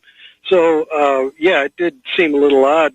But, so this Baghdadi business, but the odd thing about it is, one of the reasons why the ISIS was being pretty well crushed by Syria was because of Russian help, and they've got like a radar system that is supposed to be so good that it can spot stealth fighters and all sorts of different things, and so. The idea that they don't have any proof that that these fighter jets went over there, the drones. Trump went through any number of different types of planes that went in there, and according to the Russians, they have no proof that the incident happened. So you might be right. He's going to be a Wendy's manager in Lower Slobovia or someplace. Yeah, I mean, the whole thing stinks from top to bottom. And again, the real issue here is the American people have zero reason to trust anything coming out of the government and the corporate media right now. Yeah, it's not business. Yeah, I've mentioned to you before, I'm a Green, so, even though I live in the land of Pelosi, it's funny, I got on a call-in show yesterday, and they were trying to claim that even though Pelosi is worth $200 million, she's really a communist. It's like, I've never known too many super rich communists. Just doesn't really pass the smell test. So, yeah, absolutely. It's not just the corporate media. We start looking at some of these corporate chains like Sinclair. What do they have? 2/3 of all of the television stations in America are owned by one company, Sinclair. And that company, if you ever look at their board of directors and their upper management, they're like in military intelligence. So it purely looks like 1984 or something like that, where the propaganda wing is run by military intelligence. And to imagine that 2/3 of the television stations in America are run by military intelligence, I got to agree that corporate media is not looking very good right now. No, it isn't. And there was an article several years ago which admitted that U.S. military propaganda experts were working in the CNN newsroom. Yeah, well, you remember, what was it, Operation Mockingbird? And in that fact, goes back to the end of World War II. Sure, and into Vietnam, Mockingbird, in fact, didn't it get exposed with the church hearings in the 1970s? Yes. So it was still in existence in the 1970s, and probably in the 1980s. And then, of course, Ronald Reagan put the head of Voice of America as the head of the public radio, or I guess it was a Corporation for Public Broadcasting, so it was not only NPR, but it was PBS as well. Yes. So a guy that, was managing the propaganda to the Soviet bloc then becomes the manager of public media for for the so-called liberals of America. They've been listening to almost 40 years of Voice of America, which was just, everybody knew Voice of America was the propaganda wing of American, trying to soften up the Soviet Union. Absolutely. Yeah, here's the music. Yep, there's the music. We're going to take a break for commercials. Back with more phone calls after these few words. Aloha, America. Welcome back to our show. We're going to go back to the phones to Tony in Puerto Rico. Aloha, Tony. Welcome back to the show. What's on your mind today? Okay, I lost Tony. Dang, he was there just a second ago. All right, let's go to Tom in Florida. Aloha, Tom. Welcome to the show. What's on your mind? Yeah, good day to you, Michael. Yeah, your last caller, he said something about Pelosi's worth $200 million. I don't think that's including her husband. I think her husband's worth another $800 million, whatever it is. That's just her. And she should be getting all that money to all the illegal aliens in the state of California. She got 7 million illegals. Oh, no. She wants to give your money to the illegal aliens. You are correct, Michael. You are so correct. Listen, speaking of that, Pelosi, Trump did the right thing. He shouldn't have told her nothing about al-Baghdadi. That's like telling Dianne Feinstein about China. Remember last year with Dianne Feinstein with the Chinese deal? She had a Chinese spy working in her cabinet or whatever. She's the head of security. Feinstein. Well, that's the same thing as like Trump would have told Pelosi anything about al-Baghdadi and this operation. She would have probably ratted it out to the media, and who knows what would have happened. I wouldn't trust any Democrat as far as I can throw them. As far as that goes, they're all full of nonsense. They're nincompoops. And, getting back to Feinstein in China, you never hear anything about that anymore, Michael. You never heard about this guy who was working in there. That story went away. Just went away. Just to be fair here, I don't trust either political party. I don't trust politicians in general. But the one thing Trump said during his little speech about Baghdadi was bang spot on. Washington, D.C. is the leakiest city in the world. It leaks like a colander. And, he wanted to keep this operation under wraps, which as a military operation, he has that authority as commander-in-chief. So Pelosi really has nowhere to go with this other than it's just something else she can scream and cry about and say that, Trump is not being transparent. Well, Michael, I'll let you in a little something. In South Florida here, we have a newspaper. I'll let you say the name. We have a paper down here so leftist, it's ridiculous. It seems like they're pro Cuba, they're pro this, they're pro that, and they even had a smart aleck wrote in about the lady here in South Florida whose son got beheaded by one of those ISIS guys. I mean, these people in these networks and these news columnists they're ruthless. They're ruthlessly evil. That's all I got to tell you about that. Yes. I don't want to get into detail on that. But I will say this, Michael. Speaking of California, this is what I really want to get to, and I'll call in. These fires that are raging in California, all these fires, all these disasters in California, and in the media, none of these leftist media will ever tell you about the 7 million illegals over there. The 10 cities in Anaheim by Disneyland, L.A., San Francisco, poop controls everywhere. People going out with pressure washers to clean up down the poop and the needles. But here you hear about all these fires. Oh, there's a super big earthquake coming soon. I mean, it's just unbelievable what this media is getting away. They need it. Yeah, I want to hold on, Mike. I would like to say. All right, stay on the line. Going to put you on hold. We'll be right back after station identification. Aloha, America. Welcome back to our show, hour number 3. The phone lines are open, 800-313-9443. And we're speaking with Tom in Florida. And I think California has demonstrated what happens when you have a government whose head is just filled with fairy tales, about the liberal utopia, and the money gets, spent on the illegal immigrants and free stuff for people, and the basic maintenance of the nation itself is neglected. Funding was cut to keep the fire breaks open, which you have to do, or you're going to get these kind of out-of-control wildfires.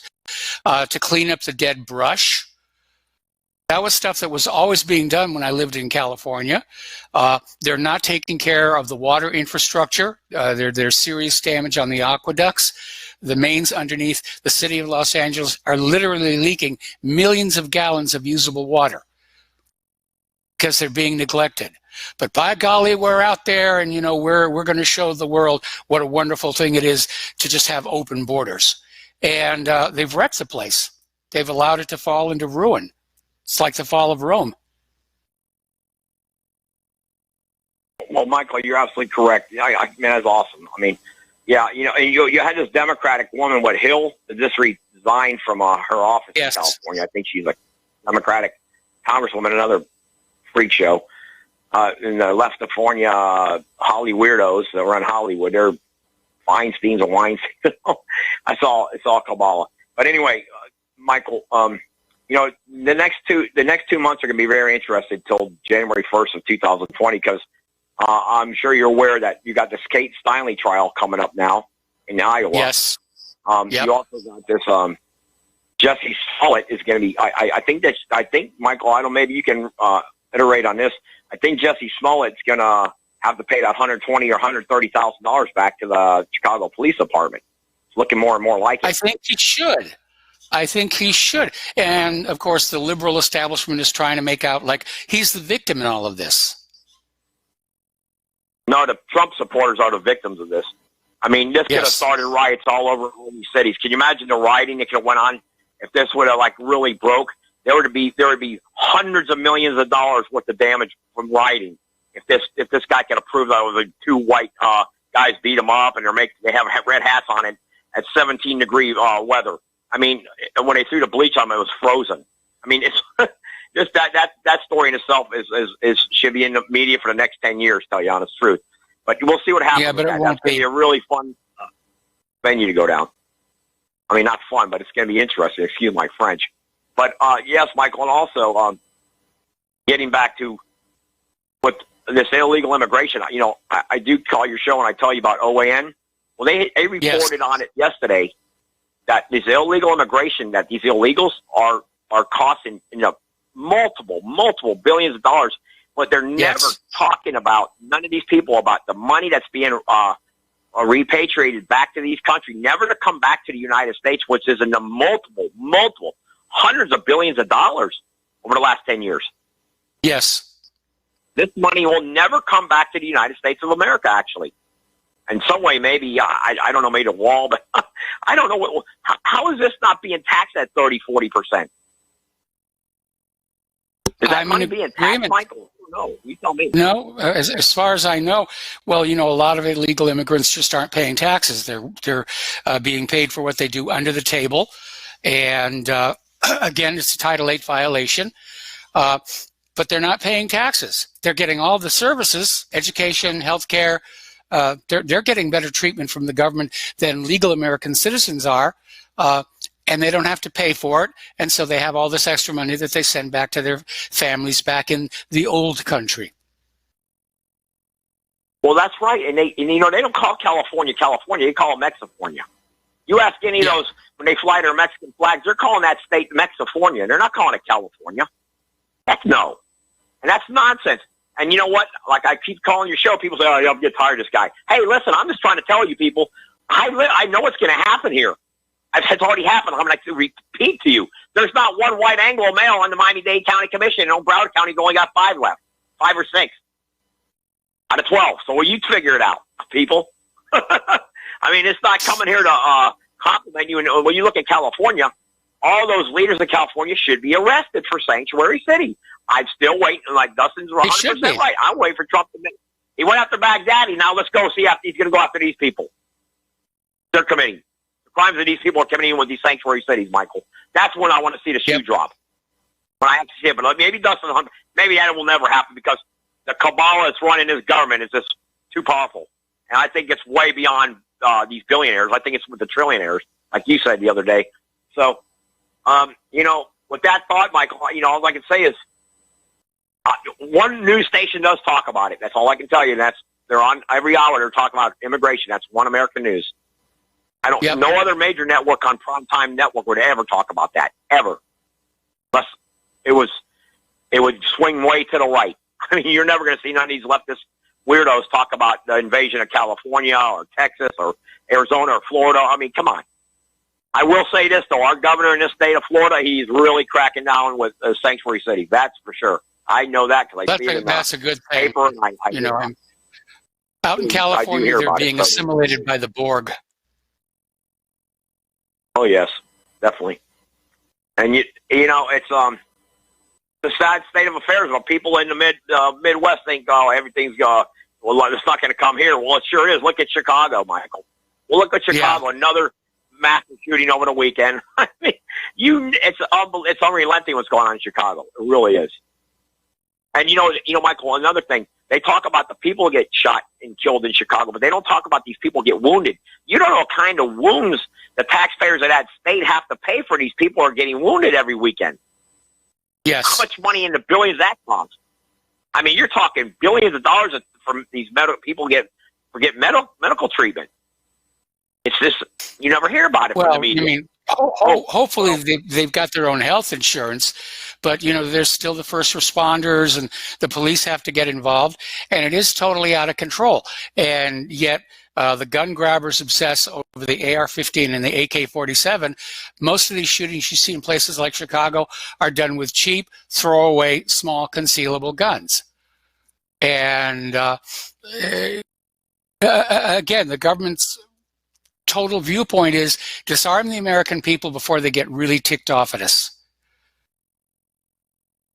Yeah, exactly. But, like you say, Michael, that's only one city. Look at, you got the problems going on persistent in Detroit, Philadelphia, Baltimore. I mean, this is like unrelenting.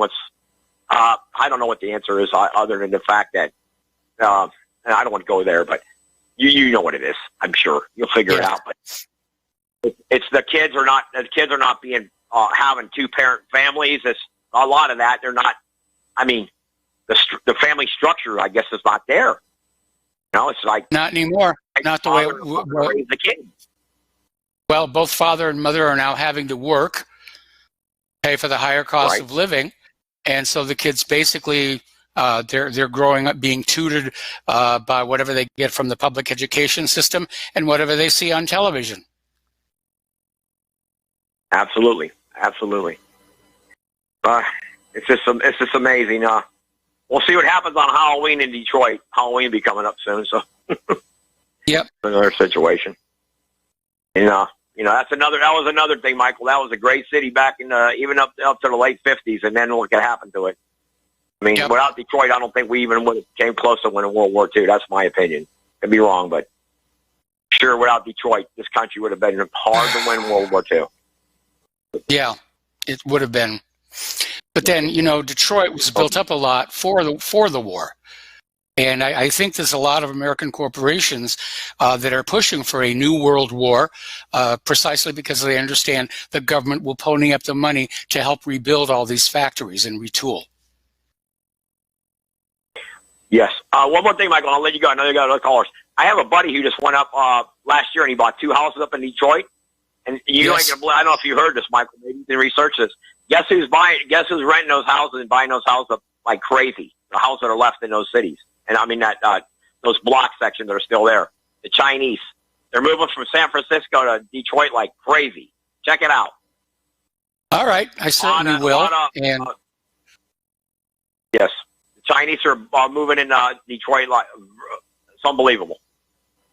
You'll research it. You'll understand where I'm coming from. So it's just amazing what's going on in this world. It really is. It really is. Well, God bless you. Pretty sad, pretty tragic what's going on in this country. And again, it's due to government ineptitude, incompetence, indifference. Yep. Okay, so thank you for the phone call, Tom. We're going to let you go. Getting into the world of tech, if you are using an iPhone 5, this little device, Apple is saying that you have to download an update to the operating system by the 3rd of November, and this would be iOS 10.3.4. Now, this is not the latest version of the operating system. It is the last available update for the iPhone 5. But if you don't install that, you're going to lose access to the internet. You're going to be locked out of features that rely on the correct date and time. Apparently, Apple just decided to change the time server again, and, well, they'll just put on the patch and all will be well here. We've given them adequate warning here. Up in New Hampshire, State Representative John Potuchek has killed the right to repair bill. And he basically came on out and said that cell phones are throwaways. Just get a new one. I'm sorry, John. The latest cell phones are like costing $1,000 a unit. I think it's perfectly reasonable that people would want to be able to repair them. We just had to have Claire's iPhone repaired. Now, maybe Representative John Potuchek has the kind of money where he can afford to throw a cell phone away and buy a new one. But that's not real world. We still have a lot of family in New Hampshire. That's not a viable option. Plus, it's a cultural thing. When you're growing up, especially in farming country, anywhere, you grow up knowing how to and having the right to repair stuff that breaks. Whether it's your house electronics, your TV, your tractor, your plow, whatever, you have a right to repair it and not be forced to buy something brand new. By the way, speaking of $1,000 per unit smartphones, Sprint is now advertising that if you'll sign on with their network, you can get an iPhone 11 for free, zero cost. I don't believe that's going to happen, but it's going to be severely discounted. And at least in this part of the country, the service from AT&T is just horrible. So as soon as our contract with AT&T has expired, we're going to probably switch over to one of the other carriers that has better coverage in the area. Over in Great Britain, Severn and Avon rivers burst their banks, broke the levees, and flooded the town of Tewkesbury. This is the 4th time the town has been flooded in 12 years, and there are a further 170 alerts and warnings in place across Britain. So it isn't just the United States that is ignoring the infrastructure in the interest of spending the money on war and refugees and so forth. Up in Canada, a Canadian university has frozen a zoologist out of her adjunct professor post as punishment for saying the unsayable about polar bears, that populations are actually thriving. They're not endangered. And these stories about how they're being caused to starve by melting summer ice sheets are junk science. I said, no, you can't say that. You can't say that. We're dealing with global warming. Well, the timing on this is kind of unfortunate because the climate alarmists have now been forced to drop the polar bear as their mascot because the polar bears are doing so well. In fact, they're doing so well, they've become a pest animal again, and hunting is allowed. In some areas of Canada, hunters are being encouraged to kill more of them, thin out the population.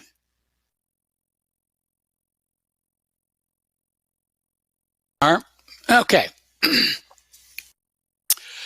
NASA has released a documentary video, talking about space junk trapping humans on Earth in a terrifying, toxic vortex.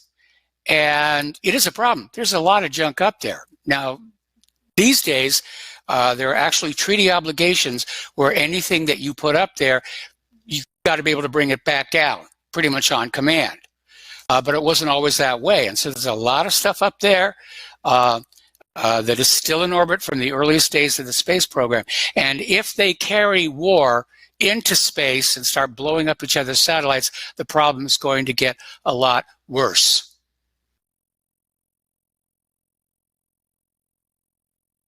Now, I understand that the Air Force's X-37B robotic space plane has finally come back to Earth after something like 740 days of doing something that we're assured is really none of our business.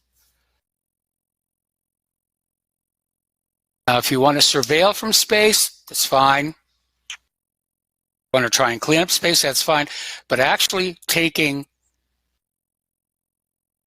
weapons up there and blowing up each other's satellites, NASA's prediction of being trapped by space junk is going to come to true. By the way, it was 780 days that the X-37B was in space. That's a long, long mission. I'm sure they got a lot of material science information out of that, especially after the way the LDEF got chewed up. Okay, we're going to take another phone call. Ken in New York, aloha. Welcome to the show. What's on your mind? Oh, as Ken it is, yes, I'm here now. Okay. As it is, it's difficult to repair things, even if you're capable of it. And yes, with these new devices, the only thing you can hope for is to get spare subsections from other broken units and hope that the part that you're looking for doesn't have a catastrophic failure throughout the line.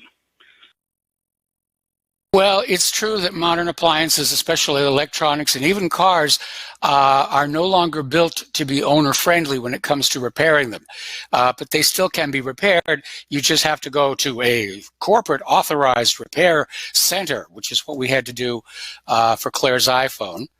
And the same thing with the cars. I mean, when I was a kid, when I was a teenager and in college, getting out there on the weekends with the toolkit, and tinkering with the car was actually fun to do. And cars these days, they're just way too complex. I remember when we still had the Xterra, and it was starting to leak oil from underneath the valve cover. Well, in the good old days, you'd pull off the valve cover. There was a gasket there. You'd put a new gasket in, put the valve cover back on, problem solved. But it turns out on that model of the Xterra, the oil cover gaskets were all part of the same unit as the head gasket. You literally had to redo the top of the engine and replace the head gasket assembly to fix this minor oil leak. To me, that maybe makes the car a little easier to manufacture, a little cheaper to manufacture, but it does make life a lot more difficult for its eventual owner.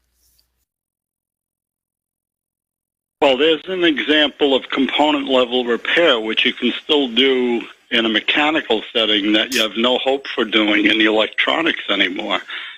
Yes. I grew up in it when you couldn't just replace modules. They were too expensive, so you used to repair them down to the component level, like the original solid-state modular sets that came out in the early 70s.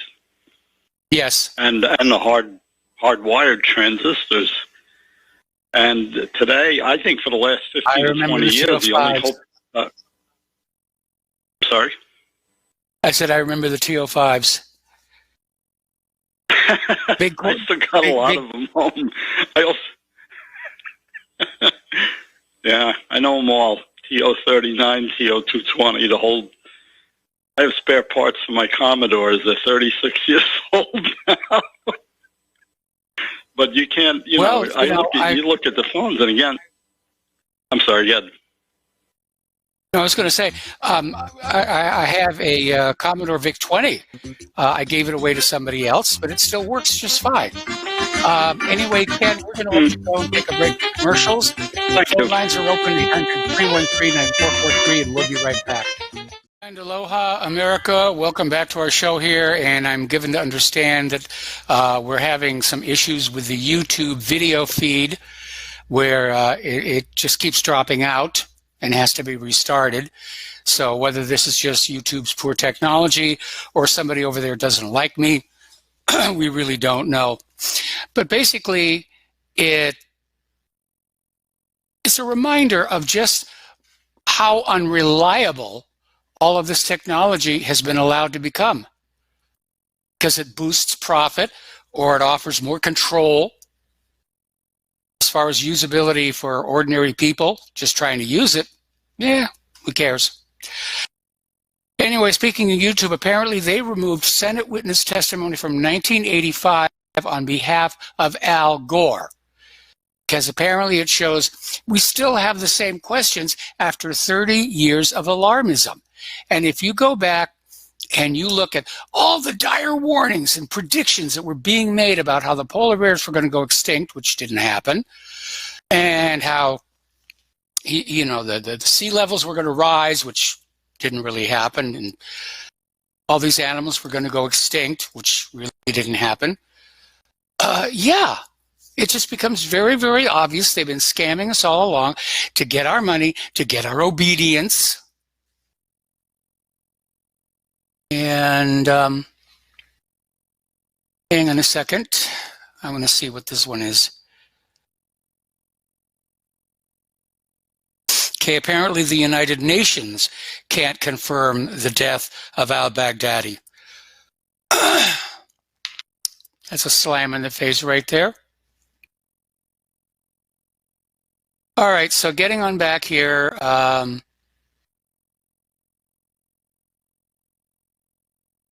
see.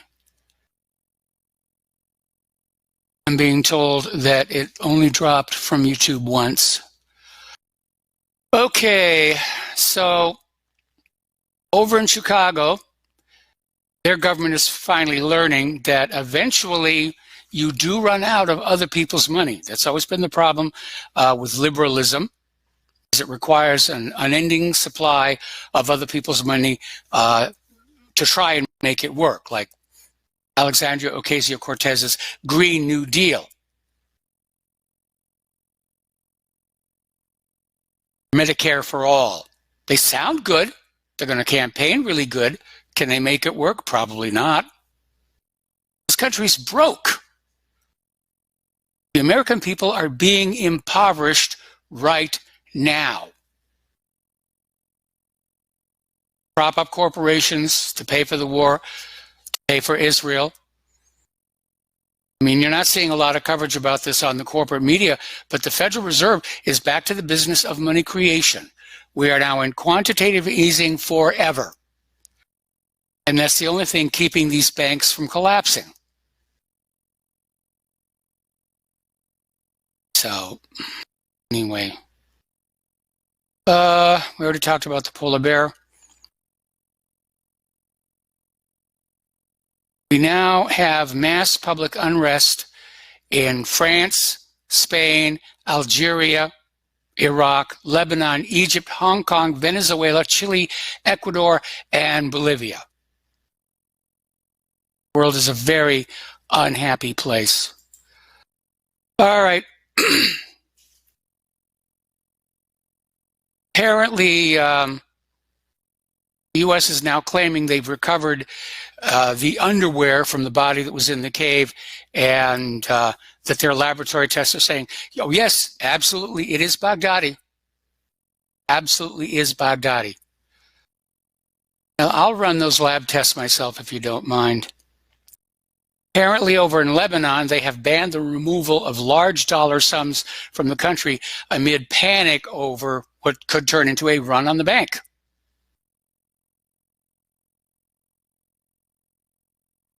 These are scary, scary times here. Apparently, Ebola is on the increase again in Africa. And there's actually, they caught an Ebola patient right here in the United States, right in Washington, D.C.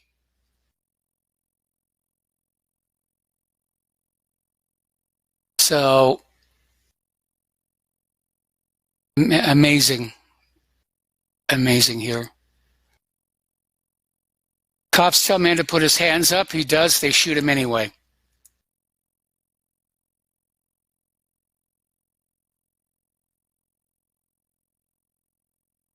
More doubters about the Baghdadi story. And because we've all been here before. We've been lied to before. And I'm sorry, I'm not willing to take the government's word for anything right now. If the government told me it was going to be a sunny day, I'd take an umbrella. Apparently, another cop shot his own son thinking it was an intruder. It's a lot of fun here. Okay, we're going to take another break here for commercials. Do join us on the air, 800-313-9443, and we will be right back. Hello, America. Welcome back to our show here. And I want to go back to this story that came out of InfoMinds about how the U.S. used Baghdadi's blood and DNA-stained underwear to ID that, yes, we really got Baghdadi. Well, there's two problems with that. First of all, blood alone isn't going to get you a solid ID. And look how fast this is coming out. And you think about all the cases where people want to see DNA evidence about a suspect, and oh, it's going to be weeks before we can run the tests. It just takes a long, long, long time. So it's just more USDA choice bovine excrement. Okay. So let's see. Talked about the polar bear. Apparently, Obama CIA Deputy Director Mike Morrell is criticizing Trump for humiliating dead Muslim terrorist leader al-Baghdadi. It's like all they care about is how can we use this to carry out the attack?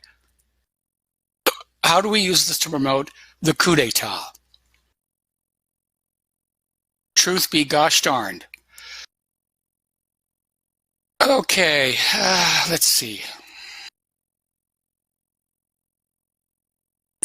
Japan is the least vaccinated country in the world. As a result, it has the healthiest children and the very highest health life expectancy. Gosh darn, you invade those Japanese and you make them take vaccines. There's money on the line here. Apparently, all the insiders in that coup d'etat attempt are getting very, very nervous now that Barr and Durham have opened a criminal investigation. Apparently, they've got some smoking gun documents showing there was a cover-up, Benghazi Clinton emails. And, of course, the big story from last week was how Lisa Page edited the FD 302 interview of Michael Flynn to add a question and answer which was the basis for his being convicted.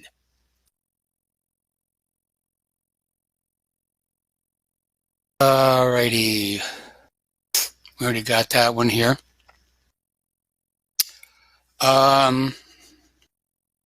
Okay. Female coach and Olympian has come on out saying allowing trans women to compete against biological women ruins sports. Yes, it does. Okay. Some guy gets up one day and says, I think I'll be a girl and compete in girls' sports. How is that fair to the girls who are already there? The answer, it isn't. And all the places we're saying, whether it's weightlifting or cycling or track and field, these modified males are just sweeping the field. And this is going to set women's rights way back. I don't know why the feminists are not on this case here, because this is going to disincentivize women from playing in sports. Why bother? We can't win against the trannies. So, Steve Bannon is out there saying that Trump will be impeached. I don't know. I think he's still grinding an axe here. And let's see. Apparently, if you live in Great Britain, you pay £340 per year in wind subsidies. And that's kind of part of the inconvenient truth of renewable energy. Whether it's solar panels or wind farms, it can't produce the energy in enough density to be all that useful. Yes, you can run some lights on it, maybe a tabletop radio.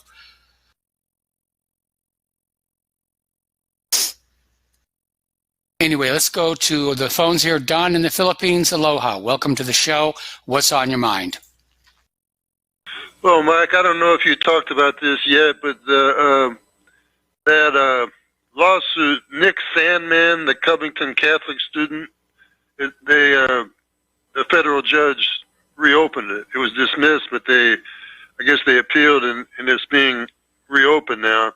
And those kids, if that's not definition, then there is no such thing as defamation. If it's not defamation, then what the meaning of the word defamation, there's no meaning. I mean, what I'm trying to say is that was defamation. These kids just stood there and smiled at the guy, and then the mainstream media went after him. I mean, these guys were yelling at him. Well, they had every right to actually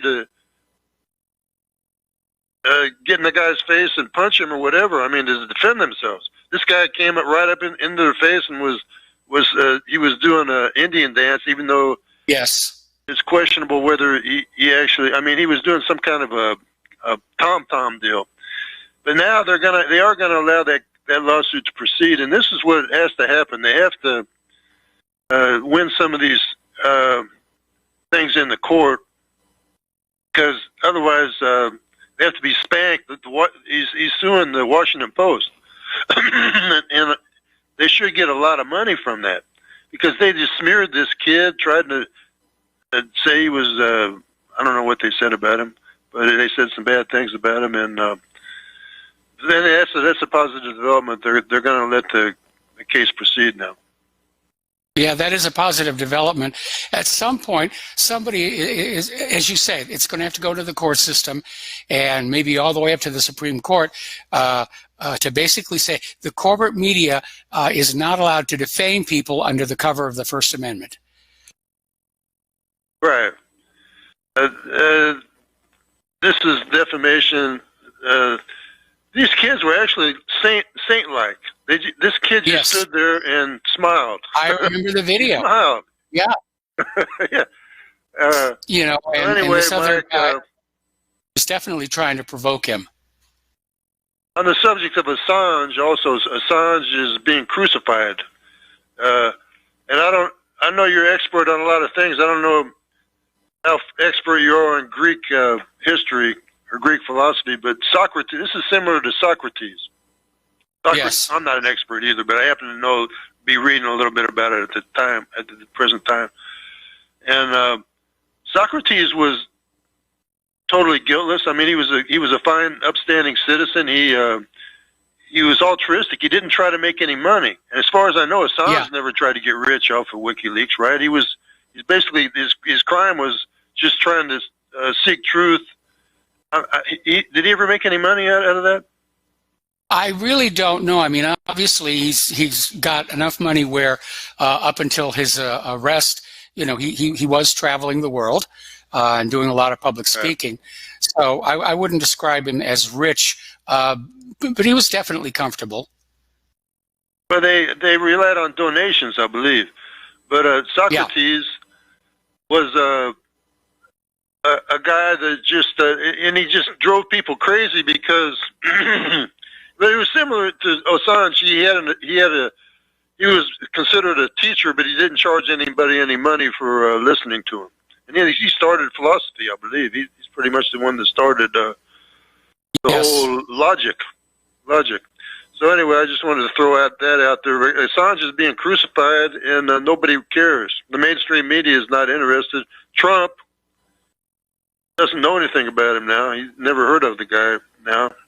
So that tells you Trump is... that's not what he said back in 2016. Trump is the same. Basically, he's the same as every other politician. Not much difference. Okay, I'll let you go, Mike. Thanks. All right, thanks an awful lot. We're going to let you go. The phone lines are open, 800-313-9443. And, yeah, Trump has been a disappointment. No two ways about it. But I still reject the idea of a coup d'etat because of the resulting instability it would bring. And I don't see grounds to impeach him. I just don't. What I do see is a federal government at war with itself. On that one point, George Soros is right. There is a civil war going on inside Washington, D.C. I hope we can keep it there. I don't want to see it on the streets of America. Anyway, there's a pair of storms are going to unleash snow and bone-chilling cold across the Midwest this week. Rockies all the way over into Kentucky. We'll probably get a little taste of it here as well. Gosh darn that human-caused global warming. That's all I can say, really. All righty. Apparently, the mayor of New York City is trying to deal with his homeless problem by sending the homeless across the country to other towns, paying for a year's rent and money for furniture. The problem is the mayors of the towns the homeless are being sent to are not being informed. And we actually had the same thing that was happening in Hawaii. Claire and I got involved in one of the local homeless and hungry charities, and they were saying, cities on the mainland were just dumping these people on airplanes with one-way tickets to Hawaii, which if you're going to be homeless, Hawaii is not a bad place to do that. But again, Hawaii's government didn't authorize it. And again, once they're in Hawaii, it's not like they can go someplace. They can't drive or walk anywhere. So they become a burden on the taxpayer. And again, behind that, there's the reality that you simply cannot look at all those homeless and hungry people and say we have a healthy economy. You just can't.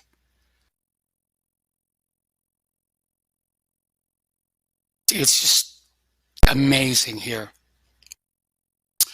All righty.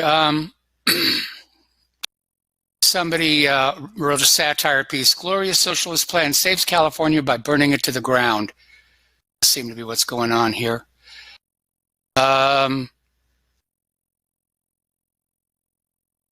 Jimmy Dore at his show is out there saying that the FBI and the CIA are implementing a coup on Trump. And I think that's the appropriate name for it. They're trying to say, oh, it's impeachment. It's legal. It's above board. He did terrible things, and therefore we can remove him from office. No. It's a coup d'etat. And if they don't succeed with this impeachment nonsense, and it doesn't look like they're going to, and if they can't find a reason to invoke the 25th Amendment, and I don't see that happening either, then I am very worried that there will be an attempt on his life probably before the end of this year. So keep watch over him, guys. All right. Attorney General William Barr says that John Durham is making progress in the Russia probe inquiry, which is now a criminal investigation, saying that we'll let the chips fall where they may. Well, we've heard that before, too. And I'm at the point right now where I don't want more statements about how close we're getting and how the inquiry is going. I want to see results. I want to see handcuffs on these people. I want to see them in orange jumpsuits getting perp walked. Because until we see that happening with our own eyes, all of this talk is meaningless. It's an attempt to placate us by saying, hang on, help is coming. Don't get upset. Don't take to the streets and riot. We're going to fix this for you. I think so. I think Barr is just as corrupt and crooked as Loretta Lynch was before him. Okay. Speaking of wind farms, apparently they're having a problem with them over in Germany. They're saying they're destroying the German economy because of high electricity costs, hostile environmental activism, and there's a lot of uncertainty now. And it's been a problem when you go to these renewable sources of electricity, electric rates go up. And as they discovered out in California, having solar or having wind does not protect you when the power grid goes down, because all of those solar cells and all of those windmills on the roofs of these homes, they feed into the power grid, which stores the power, makes it available when it's needed. But if the grid itself stops working, you can't directly power your home from solar panels or a wind farm unless you have installed your own power storage system, which I'm seeing more and more commercials for here.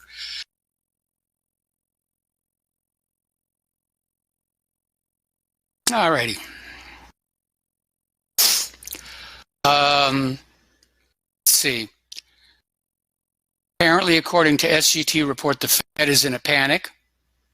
I would be too. It's all coming apart and they don't know how to fix it. And Dan Bongino was out there saying the media really blew it on the al-Baghdadi coverage. Actually, in this case, it wasn't the media's fault. It was Trump. He got out there and he reverted back to reality show type, and he oversold it. And frankly, the part that made me most suspicious that this was another dog and pony show, courtesy of the government, was all that talk about how Baghdadi died like a coward and he was whining and screaming and crying as he blew himself up. So apparently this criminal investigation of the Russia probe has top Democrats in a frenzy. Representative Biggs is saying certain people should be concerned. There's a lot going on out there. Again,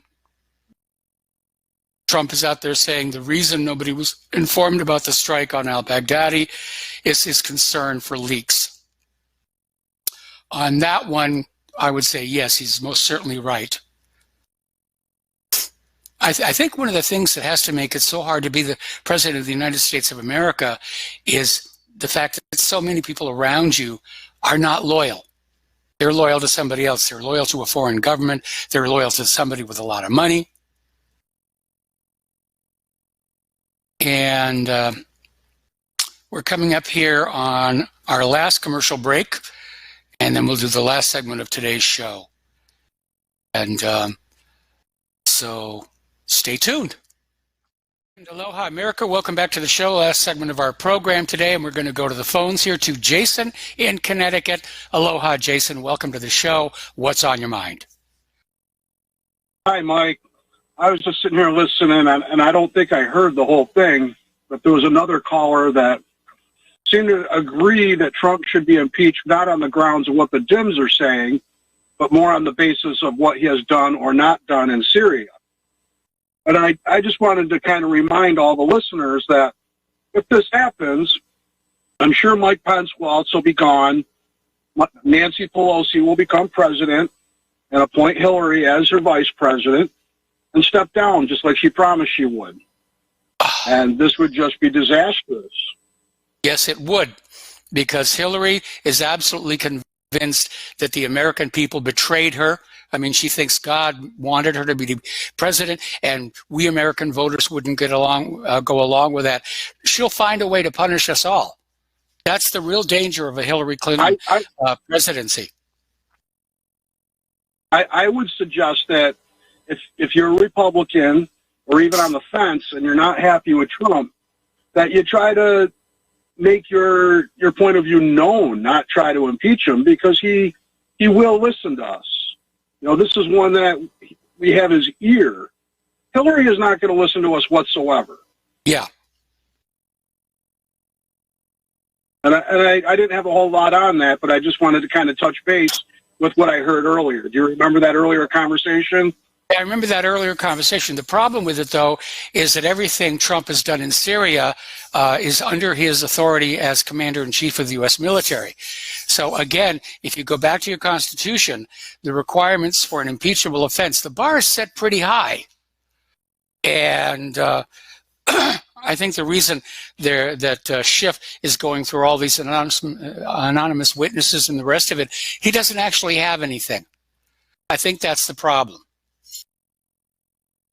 And I guess I had one other thing that's not related, but it's also just a reminder to our listeners that, you know, there are various radio personalities that keep reminding us that they're trying to repeal various amendments to the Constitution, particularly the Bill of Rights.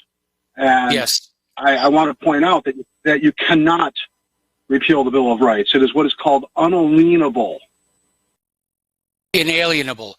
Well, technically, to be accurate, if Congress were to pass an amendment saying the first 10 amendments are now null and void, and they could get 3/4 of the states to ratify, then, yeah, the way our system is set up, the Bill of Rights would be gone. I don't see it as actually happening, but I think those who want to transition us away from a constitutional republic will find some excuse to throw that in the shredder. Anyway, listen, Jason, thank you very much for the phone call. Yes, one more story before we get on out of here. Okay. Up in Michigan, this auto shop owner has drawn fire for displaying a Halloween display of a Donald Trump scarecrow holding Barack Obama's severed head by a rope while standing on Hillary Clinton's head. Boy, would I like a picture of that. So there's the music. Time for me to get on out of here. Please stay tuned for John Stadmiller. I'm sure he's got lots of interesting things to share with you. And please spread the word of RBN. Please spread the word of whatreallyhappened.com. Please support us. We need your help. And we'll be back tomorrow. Aloha, America.